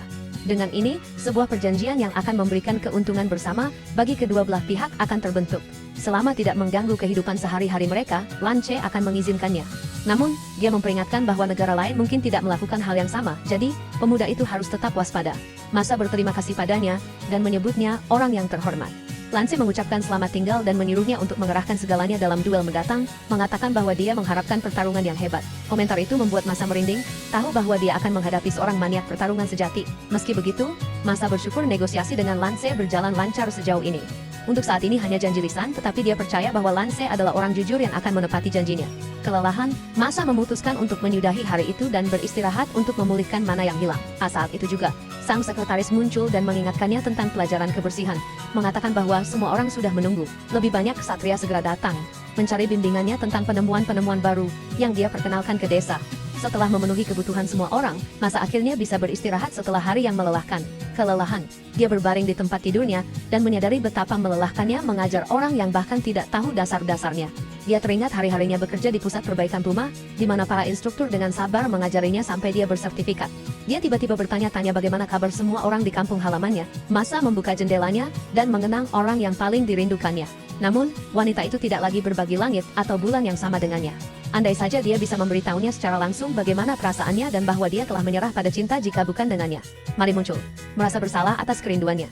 Dia mendengarkan saat Masa meratapi keinginannya untuk menyerah pada cinta dan berharap dia bisa mengucapkan selamat tinggal. Dia mencoba meremehkan perasaannya, menyamakan pengalamannya dengan sebuah puisi tentang cinta yang pernah dia baca bertahun-tahun yang lalu. Itu tragis, tetapi dia perlahan belajar untuk menerimanya. Karena penasaran, mari bertanya seperti apa wanita itu. Masa menggambarkannya sebagai wanita mungil dan sangat manis. Dia mengaku bahwa baginya, itu adalah cinta pada pandangan pertama. Saat pertama kali bertemu, dia bekerja sangat keras dan Masa jatuh cinta pada kegigihannya. Beberapa bulan kemudian, dia mengatakan padanya bahwa dia menyukainya. Dia tidak pandai mengungkapkan perasaannya, jadi kata-katanya keluar dengan canggung. Saat itulah dia mengetahui bahwa wanita itu sudah bersama orang lain selama bertahun-tahun. Setelah itu, dia meninggalkan rumah. Meskipun begitu, dia tetap tidak bisa melupakannya, tetapi dia masih berhasil mengucapkan selamat atas hari pernikahannya. Yang membuatnya aneh adalah dia kemudian bertemu dengan seorang gadis di desa Rabbit Fall yang memiliki nama yang sama. Namanya adalah May. Dan melihatnya mengejutkan Masa, menyebabkan kenangan masa lalunya muncul kembali. Melihat rasa bersalah Masa meyakinkannya bahwa dia baik-baik saja. Dia memberitahunya bahwa dia memiliki tujuan hidup yang baru sekarang. Dan fokus pada hal itu terasa menyegarkan, dibandingkan memikirkan kehidupan yang ditinggalkannya. Justru, dia berterima kasih kepada Mary karena telah memberinya tujuan baru. Kembali ke dirinya yang biasa, Mary setuju. Bagaimanapun juga, dia adalah seorang dewi, dan Masa dibawa ke dunia ini khusus untuk perannya. Masa menatapnya, kesal dengan nada sombongnya, tetapi memperhatikan senyum hangat di wajahnya. Dia dulu berpikir bahwa Mari hanyalah dewi yang payah, tetapi sekarang dia berpikir bahwa Mari sebenarnya dewi yang keren. Mendengar pujian itu, dia tersenyum lagi. Pemandangan itu membuat Masa bahagia dan memberinya energi baru untuk kembali bekerja. Dia mengucapkan selamat tinggal padanya. Saat Masa melanjutkan tugasnya, Mari menatap bulan dengan senyum puas di wajahnya. 3 hari berlalu. Masa sibuk mengajar, berbagi, dan menyebarkan apa yang diketahuinya. Sementara itu, waktu luangnya dihabiskan untuk mempersiapkan pertempuran. Akhirnya, hari duel dengan Lance pun tiba. Masa menuju arena dan terkejut melihat begitu banyak orang yang masuk. Dia pergi ke ruang tunggu tempat Lance berada untuk menanyakannya. Lance terkesan karena lawannya benar-benar muncul. Masa mengatakan dia tidak pernah menyangka akan menjadi pusat perhatian di tengah-tengah festival. Lance menjelaskan bahwa bawahannya hanya ingin melihatnya menggunakan pedangnya. Dia kemudian menatap dengan penuh keinginan pada pedang yang baru ditempa Masa dan bertanya apakah ada satu untuknya juga. Masa menjawab bahwa tidak ada yang memberikan pedang khusus untuk sebuah duel. Lance kemudian mengeluarkan pedang besar hitam, mengatakan dia akan menikmati duel ini sepenuhnya. Masa melihat pedang itu ditempa dari biji yang lebih keras, tetapi pengerjaannya hampir sama dengan pedang pinjaman itu. Lance kemudian bertanya pada lawannya tentang senjatanya sendiri. Masa menghunus pedang barunya. Lance tersenyum dan mengatakan bahwa begitu dia menang, pedang baru itu akan menjadi buah bibir malam itu. Masa, sebaliknya, menyeringai dan mengatakan dia akan mencoba menahan diri semampunya. Lance mengatakan bahwa orang terakhir yang berani berbicara seperti itu, padanya telah belajar dengan cara yang sulit. Ini membuat Masa gugup dan dia bertanya apakah Lance pernah punya pengalaman kalah. Ksatria itu tersenyum dan berkata, tidak lagi. Masa menjawab bahwa semua persiapan matangnya mungkin sia-sia. Lance mengingatkannya bahwa Masa pernah memusnahkan seluruh gerombolan goblin, sebuah prestasi yang tidak banyak orang bisa lakukan. Dia menambahkan bahwa dia ingin lawannya menyerangnya dengan sekuat tenaga. Masa tersenyum untuk menunjukkan bahwa dia mengerti. Keduanya kemudian berjalan keluar ruangan bersama dan memasuki arena, di mana mereka disambut oleh sorak-sorai keras dari kerumunan besar. Masa melihat sekeliling, merasa sedikit kewalahan, dan melihat petugas utusan duduk di bagian yang cukup mewah. Dia tersenyum padanya saat kedua petarung itu berhadapan. Seorang pembawa acara kemudian menyatakan bahwa pertarungan di antara mereka bisa dimulai. Wasit menjelaskan bahwa pertarungan akan berlangsung 1 ronde. Pemenang mengambil segalanya. Penonton menyaksikan dengan penuh antisipasi. Kemenangan akan ditentukan ketika salah satu petarung menyerah atau tidak bisa lagi bertarung. Akhirnya, mereka diinstruksikan untuk bertarung dengan jujur dan bentrokan pun dimulai. Gadis utusan itu bertanya kepada seorang ajudan, apa pendapatnya tentang pertarungan sejauh ini. Dia memanggilnya Nona, sebuah gelar yang tidak disukainya. Dia berkomentar bahwa Masa bahkan tidak terlihat seperti seorang pejuang. Mereka berasumsi dia mungkin punya trik, dan menebak bahwa pertarungan akan bergantung pada keefektifannya. Kedua petarung itu terus mengadu pedang. Lance mengatakan dia tidak menyangka seorang manusia bisa menanding kekuatannya. Masa bertanya apakah itu berarti mereka bisa setuju saja bahwa dia telah menang. Lance tertawa lalu melakukan serangan yang berbeda, memaksa Masa untuk mundur selangkah. Dia menggunakan kakinya untuk menyapu pandai besi itu hingga kehilangan keseimbangan. Masa jatuh ke belakang saat Lance maju. Dia melihat pedang ksatria itu mengarah padanya dan menghindarinya pada saat terakhir. Wajahnya dipenuhi ketakutan saat dia bertanya apakah Lance mencoba membunuhnya. Lance menyimpulkan dari kuda-kudanya bahwa Masa pasti pernah berlatih. Dia terus menyerang, mencatat bahwa teknik pemuda itu masih kasar. Masa menangkis satu serangan dengan gagang pedangnya. Lance memujinya tetapi terus menyerang, sementara Masa dengan putus asa mencoba menghindari setiap pukulan. Dia menyadari pertarungan nyata sangat berbeda. Dia ingat Mari mengatakan dia bisa melawan seluruh kerajaan, tetapi dengan caranya yang kelabakan sekarang, itu sepertinya mustahil. Namun, dia sekarang telah memastikan apa yang dia butuhkan untuk rencananya. Dia memutuskan sekarang adalah waktunya untuk melakukan langkah terbaiknya. Pengalaman yang dia dapatkan di stasiun pedesaan, semua yang dia pelajari, semua pelajaran yang diajarkan para pengrajin kepadanya, semuanya akan digunakan. Dia mengangkat tangannya dan mengaktifkan keahlian, ruang penyimpanan kotak item. Lance bersiap untuk serangan, tetapi sebaliknya, balok-balok kayu besar menghujan arena. Ksatria itu terkejut. Tidak ada laporan bahwa Masa memiliki keahlian langka. Dia masih tidak tahu apa yang dipikirkan pandai besi itu.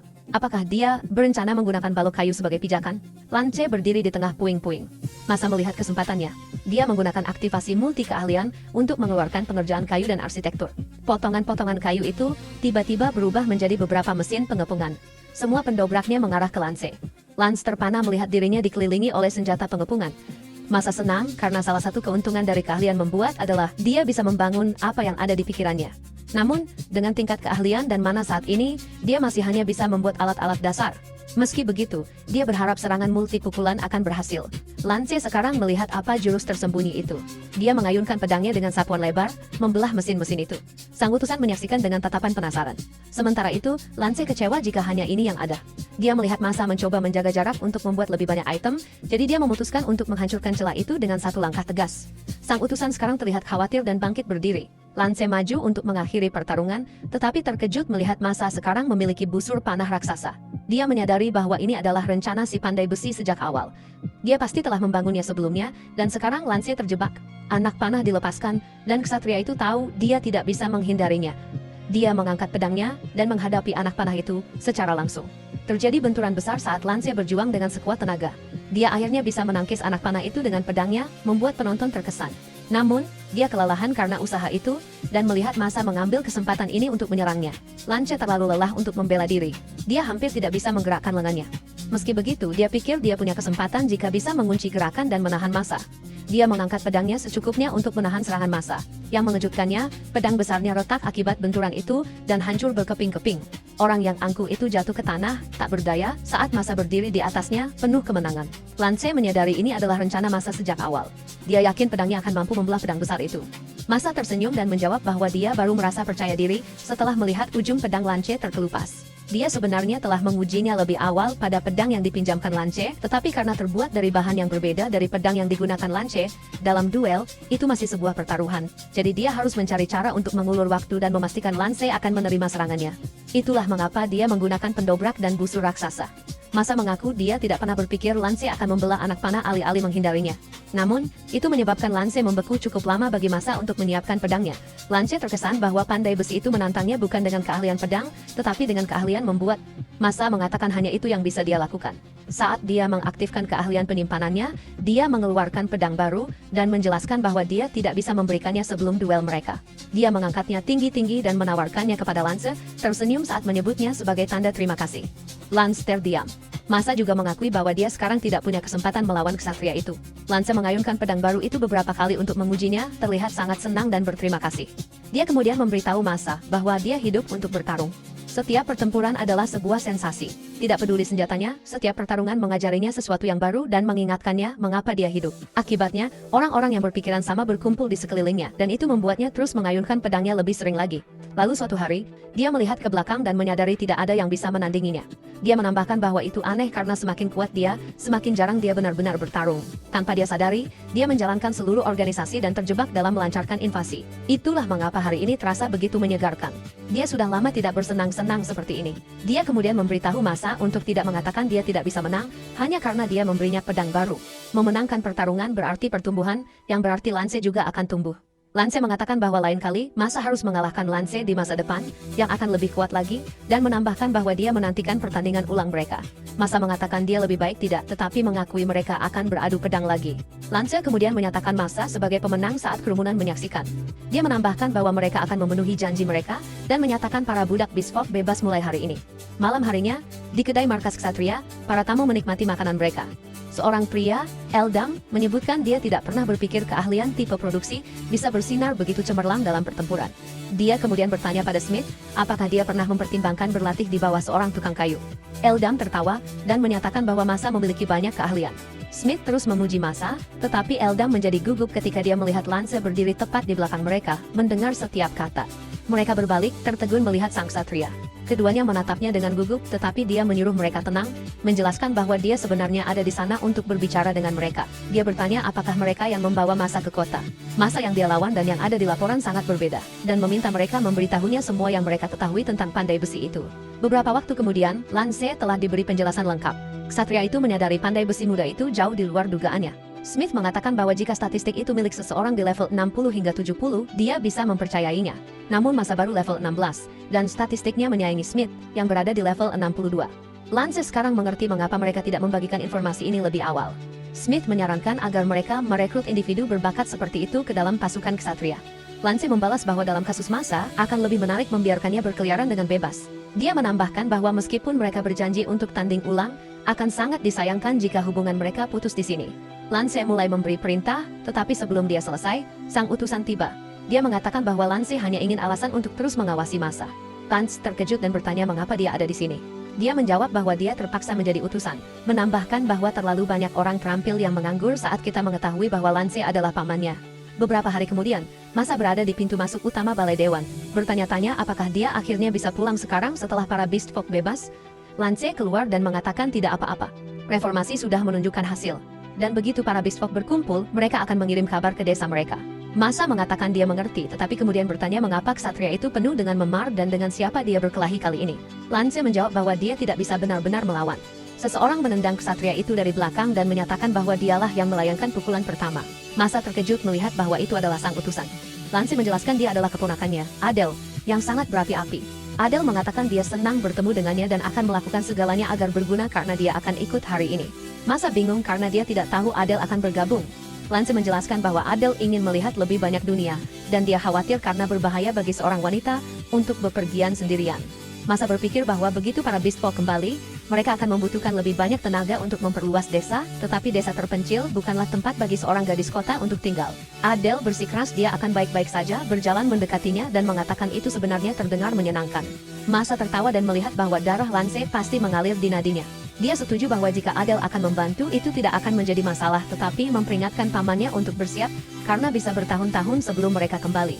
Ini mengejutkan sang ksatria saat dia bertanya apa maksud Masa, dan Masa menjelaskan mereka akan mengembangkan pemukiman menjadi kota yang layak untuk membuatnya aman bagi para Beast Folk. Lance terlihat ragu-ragu, tetapi Adel bertekad dan menyuruhnya untuk tidak menghentikannya. Ksatria yang lelah itu mengalah dan meminta Masa untuk melindunginya, yang membuat Adel meneriakinya karena terlalu protektif. Wajah Lance kemudian melembut saat dia mengucapkan selamat tinggal, dan Masa berjanji bahwa begitu keadaan tenang atau jika situasinya menjadi terlalu sulit, dia akan kembali melambai kepada para ksatria. Saat dia dan Adel berangkat, Masa merenungkan bagaimana perjalanannya ternyata lebih lama dari yang diharapkan, tetapi dia mampu menyelesaikan masalah dan bahkan mendapatkan banyak sumber daya. Dia dan Adol melakukan perjalanan melewati berbagai lokasi, berkemah di malam hari dan menikmati pemandangan, hingga akhirnya tiba di tujuan mereka. Masa senang bahwa, di atas semua itu, dia sekarang memiliki sekutu yang kuat di sisinya. Dia menyapa kaum kelinci dan menghabiskan beberapa saat berikutnya untuk memberitahu mereka perkembangan terkini, karena tahu mereka juga harus memikirkan langkah selanjutnya. Namun untuk saat ini, dia senang bisa kembali dan hanya ingin menikmati reuni itu. Mari menyaksikan semuanya sambil menyeruput teh, tersenyum bahagia saat layar menunjukkan bahwa bonus pengembangan dunia telah diberikan. Masa berdiskusi dengan kepala suku tentang kemungkinan mengesampingkan dendam mereka terhadap manusia demi masa depan. Kepala suku khawatir karena sekarang teknologi Masa mendorong kemajuan manusia, mereka mungkin menjadi lebih berbahaya lagi. Masa meyakinkannya bahwa tidak perlu khawatir karena dia sudah berbicara dengan komandan mereka. Dia menyarankan agar mereka fokus memperluas pemukiman sekarang karena banyak kaum Beast Folk mereka yang sudah bebas, dan dia berdiri untuk menyatakan visinya. Dia ingin membangun kota kaum Beast Folk. Keesokan paginya, Mei dan Ada membangunkan Masa di tendanya. Kedua gadis itu mengeluh bahwa dia masih belum siap, terutama karena dialah yang mengatakan akan memberikan pengumuman besar. Mereka pergi lebih dulu tetapi mendesak Masa untuk tidak terlambat ke tempat pengumuman. Masa masih mengantuk dan pertama-tama memeriksa layar statusnya untuk meninjau keterampilan yang bisa dia gunakan untuk membangun kota. Dia terkejut melihat ada pesan baru. Dia menekannya dan mendapati bahwa saudara perempuan Mari, Era, telah menulis surat untuknya. Dia telah dihadiahi lebih banyak keterampilan karena kontribusinya pada dunia mereka, dan dia berharap Masa bisa membuat dunia mereka menjadi tempat yang lebih baik lagi untuk generasi mendatang. Dengan penemuan Era, Masa sekarang menyadari ada banyak sekali dewa. Dia senang mengetahui ada dewi yang tampaknya lebih bertanggung jawab daripada Mari, sebuah sentimen yang tidak disukai oleh sang dewi. Dia menyimpulkan bahwa jika dia terus mencapai banyak hal, dia akan menerima lebih banyak peningkatan keterampilan.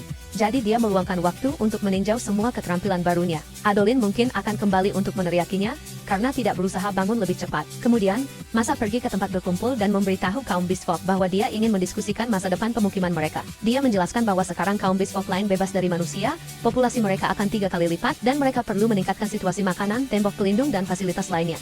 Dia mengumumkan bahwa dia berencana membangun sebuah kota di dekat desa mereka. Orang-orang kelinci mempertanyakan apakah mereka bisa membangun kota sendiri dan bertanya kota seperti apa yang dia bayangkan. Masa menjawab bahwa dia akan memastikan mereka bisa melakukannya dan bahwa dia menginginkan sebuah kota tempat kaum Beast Folk bisa hidup dengan aman, bahagia, dan bebas. Pernyataannya membuat semua orang tersenyum dan semua orang langsung setuju untuk membantunya. Masa bisa melihat mereka mempercayainya tanpa ragu dan merasa bersalah. Dia berbagi dengan mereka, dengan nada serius bahwa dia tidak bisa lagi menyembunyikan siapa dirinya jika mereka terus mempercayainya sepenuhnya. Dia mengungkapkan bahwa dia berasal dari dunia lain dan dibawa ke dunia mereka oleh seorang dewa. Orang-orang terdiam. membuat massa berpikir ceritanya sulit dipercaya. Tetapi kemudian banyak yang mulai mengajukan pertanyaan tentang dunia seperti apa asalnya, dan dewa seperti apa yang dia temui. Adol mengakui ceritanya masuk akal, mengingat betapa berbedanya dia dalam hal budaya dan pengetahuan. Massa bertanya kepada semua orang bagaimana mereka bisa mempercayainya begitu cepat dan mereka mengatakan kepadanya mudah untuk percaya jika dewa terlibat. Massa menyadari bahwa cerita seperti miliknya mudah diterima di dunia di mana dewa adalah hal biasa. Kepala suku juga mengatakan kepadanya bahwa kepercayaan mereka tidak akan pernah goyah karena dia telah membela dan melindungi mereka. Ini membuat Massa senang melihat dia dicintai, meskipun sekarang orang-orang tidak berhenti menanyakannya untuk detail lebih lanjut tentang dunianya, yang membuatnya agak jengkel. Massa menenangkan kerumunan yang antusias dengan berjanji akan menceritakan semua tentang dunianya saat makan malam, lalu mengalihkan perhatian semua orang ke pekerjaan yang akan datang. Dia menjelaskan bahwa mereka harus mulai membersihkan ladang dan memperluas tenda mereka, dan dia menugaskan setiap orang sebuah tugas. Adele dan May memperhatikannya dengan penuh harap, menunggu peran mereka sendiri dan tampak kesal ketika dia ragu-ragu. Akhirnya, dia meminta mereka untuk memproduksi kapur mati, menyebutnya senjata rahasia konstruksi dan pekerjaan yang tidak bisa dia percayakan kepada orang lain, sebuah tanggung jawab yang bahkan memuaskan harga diri Adele. Massa menunjukkan kepada mereka tungku pembakaran dan peralatan memasak yang mereka perlukan, menginstruksikan mereka untuk menempatkan cangkang kerang di dalamnya, menambahkan kayu bakar di bawahnya, dan menyalakan api. Dia menunjuk ke kotak peniup di samping tungku, menjelaskan bahwa memompanya akan mendorong udara melalui pipa dan menyemburkan oksigen ke dalam tungku, menaikkan panas hingga 1000 derajat. Ketika kedua gadis itu tampak bingung, dia menjelaskan bahwa air yang mendidih dengan gelembung berarti 100 derajat, dan tanah liat yang berpijar merah panas berarti sekitar 1000 derajat. Dia mendesak mereka untuk menggunakan pengetahuan tentang panas ini secara bertanggung jawab, dan dengan mengutamakan keselamatan, mengingatkan mereka bahwa teknologi dapat membawa kebahagiaan atau kesengsaraan, jadi mereka harus selalu berpikir sebelum bertindak. Dia meminta mereka untuk berhati-hati dengan teknik yang mereka pelajari darinya, entah mereka berhasil atau tidak. May bertanya apakah tidak apa-apa jika gagal, dan Massa menepuk kepala kedua gadis itu, sambil meyakinkan mereka bahwa kegagalan adalah bagian dari belajar, dan bahwa mereka juga harus belajar cara yang benar untuk menggunakan teknologi. Wajah Adol dan May bersinar dengan kepercayaan yang dia berikan kepada mereka. Massa mengumumkan bahwa mereka harus mulai memanaskan tungku, dan membimbing mereka melalui langkah-langkah awal sebelum pergi untuk membersihkan lahan untuk kota baru. Di lokasi, dia membangun area lantai datar yang diblokir, membuat dirinya kelelahan dan berkeringat. Dia memperkirakan akan butuh 6 jam agar mananya pulih, dan menyadari bahwa dengan kecepatan ini, meratakan semua tanah untuk kota akan memakan waktu berhari-hari. Pikiran tentang pengulangan yang begitu melelahkan membuatnya ngeri, dan dia mulai mencari solusi lain. Matanya tertuju pada tebing di dekatnya, dan dia teringat waktu yang dihabiskannya bersama May, dan kaum kelinci di bawahnya, yang memberinya sebuah ide. Senyum mengembang di wajahnya saat dia berlari ke tepi tebing, dan di bawah, dia melihat slime-slime. Massa membawa seekor slime ke desa, mengumumkan bahwa dia berencana untuk memeliharanya di sana yang membuat semua orang khawatir. Kepala suku mempertanyakan alasannya, menunjukkan bahwa slime adalah monster. Massa menjelaskan bahwa dia ingin menggunakannya untuk mengolah limbah dan sisa makanan sambil juga mempelajari sifatnya. Dia menyebutkan pernah melihat dokumen di portolan yang menyatakan bahwa beberapa monster bisa hidup berdampingan dengan manusia, dan dia percaya mereka bisa digunakan sebagai sumber daya seperti kayu atau batu. Secara pribadi, Massa tidak mengungkapkan idenya untuk membangun toilet menggunakan slime. Kepala suku terkesan dengan konsep memanfaatkan monster sebagai sumber daya. Massa menjelaskan bahwa dia ingin mengamati seberapa banyak yang bisa dikonsumsi oleh slime dan menetapkan metode penanganan yang aman, dan dia membagikan rencana tambahannya untuk memelihara kadal raksasa untuk mengatasi masalah makanan mereka. Setelah mempertimbangkan proposal tersebut, kepala suku setuju untuk membiarkan Massa memelihara slime di desa, yang membuatnya senang. Selama beberapa hari berikutnya, Massa mempelajari slime tersebut dan menemukan bahwa ia tidak bisa memanjat lebih tinggi dari tinggi tubuhnya sendiri. Dia bereksperimen dengan memberinya makan rumput dan kayu, mengamati bahwa slime itu perlahan menyerap dan melarutkannya. Setelah beberapa hari dengan diet yang sama, dia memperhatikan bahwa meskipun slime itu terus makan dan mencerna bahan-bahan tersebut, tampaknya ia mulai bosan. Berdasarkan hasil ini, dia menyimpulkan bahwa slime seharusnya tidak memiliki masalah dalam mencerna sisa makanan. Suatu hari, seorang kaum kelinci memberitahu Massa bahwa slime itu tidak bergerak. Khawatir, Massa bergegas ke hewan peliharaannya dan mengambilnya, mendapatinya mengerut dan kaku. Dia menyadari slime itu menjadi terlalu kering dan butuh air. Setelah menaruhnya di kolam, makhluk kecil itu hidup kembali. Kemudian, kaum kelinci membawa lebih banyak slime untuk eksperimen pembiakan skala besar. Dari semua pengamatannya, Massa membentuk sebuah hipotesis. Slime adalah mekanisme pembersihan diri dunia berdasarkan temuannya bahwa mereka hanya menguraikan kotoran di air kotor. Melalui hewan peliharaan slime-nya, Massa merasakan kegembiraan penemuan. Suatu hari, May bertanya apakah dia boleh memelihara slime sebagai hewan peliharaan. Massa ragu-ragu, kesulitan menjelaskan bahwa slime, meskipun berguna, tetaplah monster yang berpotensi berbahaya. Dengan enggan, dia mengatakan padanya bahwa dia tidak boleh memeliharanya. Kemudian, Masa memberitahu kepala suku bahwa dia harus meninggalkan desa lagi setelah menghitung bahwa mereka akan segera kehabisan kayu dan bahan lainnya. Kepala suku setuju untuk membiarkannya pergi dan bahkan menawarkan bantuan tambahan jika diperlukan.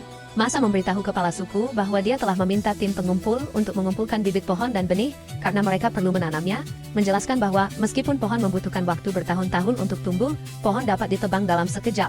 Jadi mereka harus mempersiapkan masa depan dengan memberikan sesuatu kembali kepada hutan dan gunung untuk menjaga lingkungan yang kaya karena merekalah yang menggunakan kayunya. Kepala suku dan Adol terkesan bahwa dia selalu berpikir 10 langkah ke depan. Masa menginstruksikan mereka untuk fokus pada pohon berbuah dan menumbuhkannya hingga setinggi pinggang di desa sebelum menanamnya di pegunungan. Kepala suku bertanya kapan Masa akan berangkat, dan Masa melaporkan bahwa dia akan pergi segera setelah siap, menegaskan bahwa dia pergi sendiri, meskipun sadar sepenuhnya bahwa Adel berencana untuk menemaninya. Keesokan paginya, Mei dan Adel bertemu Masa di pintu keluar desa untuk bepergian bersamanya. Mei membela kebutuhannya untuk ikut karena pengetahuannya tentang herbal dan tanaman, sementara Adel bersikeras dia tidak akan tinggal di belakang ketika dia bisa memperluas wawasannya bersamanya. Kedua gadis itu bekerja sama, menyatakan bahwa mereka akan ikut meskipun dia mengatakan tidak, dan Masa dengan enggan setuju dengan syarat mereka mengikuti instruksinya. Saat mereka berjalan melewati hutan, Masa menjelaskan bahwa tugas mereka bukan hanya mengumpulkan kayu, tetapi juga batu dan bahan lain, khususnya benih dan bibit yang bisa mereka makan atau gunakan untuk obat, menekankan keinginannya untuk menumbuhkannya karena mereka harus hidup selaras dengan alam apapun risikonya. Ketika para gadis bertanya-tanya mengapa dia berpikir seperti ini, dia menjelaskan bahwa manusia di dunianya berkembang begitu pesat sehingga banyak makhluk hidup punah, yang mengajarkannya bahwa tidak baik bagi manusia untuk menjadi terlalu kuat. Dan dalam kesempatan hidupnya yang kedua, dia ingin hidup seolah-olah segalanya berharga bagi dunia ini. Para gadis menyebutnya norak, tetapi merasa senang melihatnya menjunjung tinggi cita-cita seperti itu, membuat mereka bersemangat untuk menemukan hal-hal baru dalam perjalanan mereka. Kemudian, Adol mengumpulkan tumpukan kayu gelondongan besar dan menyadari Masa telah menghilang dari pandangan. Mei memberitahunya bahwa Masa pergi ke tempat lain, membuat Adol bertanya-tanya seberapa jauh pria itu bersedia pergi untuk menebang kayu. Mei kemudian mendengar suara pedang yang diayunkan di kejauhan dengan telinga kelincinya, dan mereka berjalan menuju suara itu di mana mereka melihat Masa memenggal monster raksasa, dan kepalanya terbang dari tubuhnya, dan meluncur ke arah Adol. Adol menangkap kepala itu dengan tangannya, membeku karena jijik, dan kemudian, Masa pucat pasi karena memar akibat pukulan balasan Adol. Masa meminta maaf dan menjelaskan bahwa monster raksasa itu menyerangnya. Mei, yang takjub, mengidentifikasinya sebagai cacing, dan Masa memberitahunya bahwa mereka memiliki makhluk serupa di dunianya yang menyuburkan tanah dan membantu tanaman tumbuh. Menyadari tidak ada lubang di dekatnya yang menunjukkan adanya galian, Masa bingung, tetapi Adel menjelaskan bahwa cacing itu menggunakan sihir tanah untuk berjalan di bawah tanah tanpa meninggalkan lubang, membuat Masa tertarik dengan gagasan sihir menggunakan cacing. Mei menambahkan bahwa dia pernah mendengar cacing bisa digunakan untuk membuat busur kelas atas dengan tendonnya yang elastis dan kuat berfungsi sebagai tali busur dan bahan baju zirah. Masa bertanya apakah ini berarti orang mungkin datang ke hutan untuk berburu cacing, tetapi Adol meragukannya karena sangat sedikit yang bisa mengalahkannya. Kedua gadis itu menatap Masa seolah-olah dia aneh. Sementara Mei dengan riang berkata, tidak mengherankan bagi kakak laki-lakinya untuk mengalahkan monster raksasa. Masa mempertimbangkan cara menggunakan cacing untuk bahan dan apakah perburuan bisa menjadi rutinitas, mendorong Mei untuk berbagi bahwa kaum kelinci berburu monster seperti kadal raksasa, dan memakan burung yang disebut holo-holo, menawarkan diri untuk mendengarkan suara burung itu dengan telinganya. Sebaliknya, dia mendengar suara binatang buas dan sangat ketakutan hingga dia berteriak histeris. Mereka bertanya ada apa, tetapi dia terus menangis dan Masa teringat betapa takutnya dia ketika mereka pertama kali bertemu, menyadari dia bahkan lebih ketakutan sekarang. Mei menariknya, memohon agar dia tidak pergi mencari monster itu, dan sambil menangis memperingatkan bahwa dia akan mati jika melawannya. Masa meyakinkannya bahwa dia tidak akan melawannya, tetapi mengatakan dia masih perlu melihat binatang itu untuk mengetahui apa yang mereka hadapi. Mei membuatnya berjanji untuk segera kembali, dan setelah setuju, dia menunjuk ke arah suara itu. Masa berlari ke arahnya dan bersembunyi di balik pohon untuk menghindari terlihat oleh monster itu, di mana dia melihat seekor beruang berlengan 4 sedang memakan kuda ungu raksasa, pemandangan yang mengguncang bahkan Masa yang perkasa sekalipun. Masa bersembunyi ketakutan, menyaksikan beruang itu terus memakan mangsanya sebelum akhirnya pergi, membuatnya lega. Dia merenung bahwa dia belum pernah melihat monster seperti itu sebelumnya. Memeriksa bangkai kuda itu, dia mencatat ukurannya sama-sama besar secara tidak normal, dengan 6 kaki, dan menilainya sebagai kuda sabana serbu, spesies mutan yang berevolusi dari kuda, yang mengakumulasi kekuatan sihir dalam jumlah tidak normal, membuatnya bertanya-tanya dari mana ia mendapatkan sumber seperti itu. Dia kemudian mempertimbangkan apa yang mungkin dia pelajari tentang beruang itu, tetapi tiba-tiba setetes air jatuh di hidungnya, dan sedetik kemudian hujan mulai turun.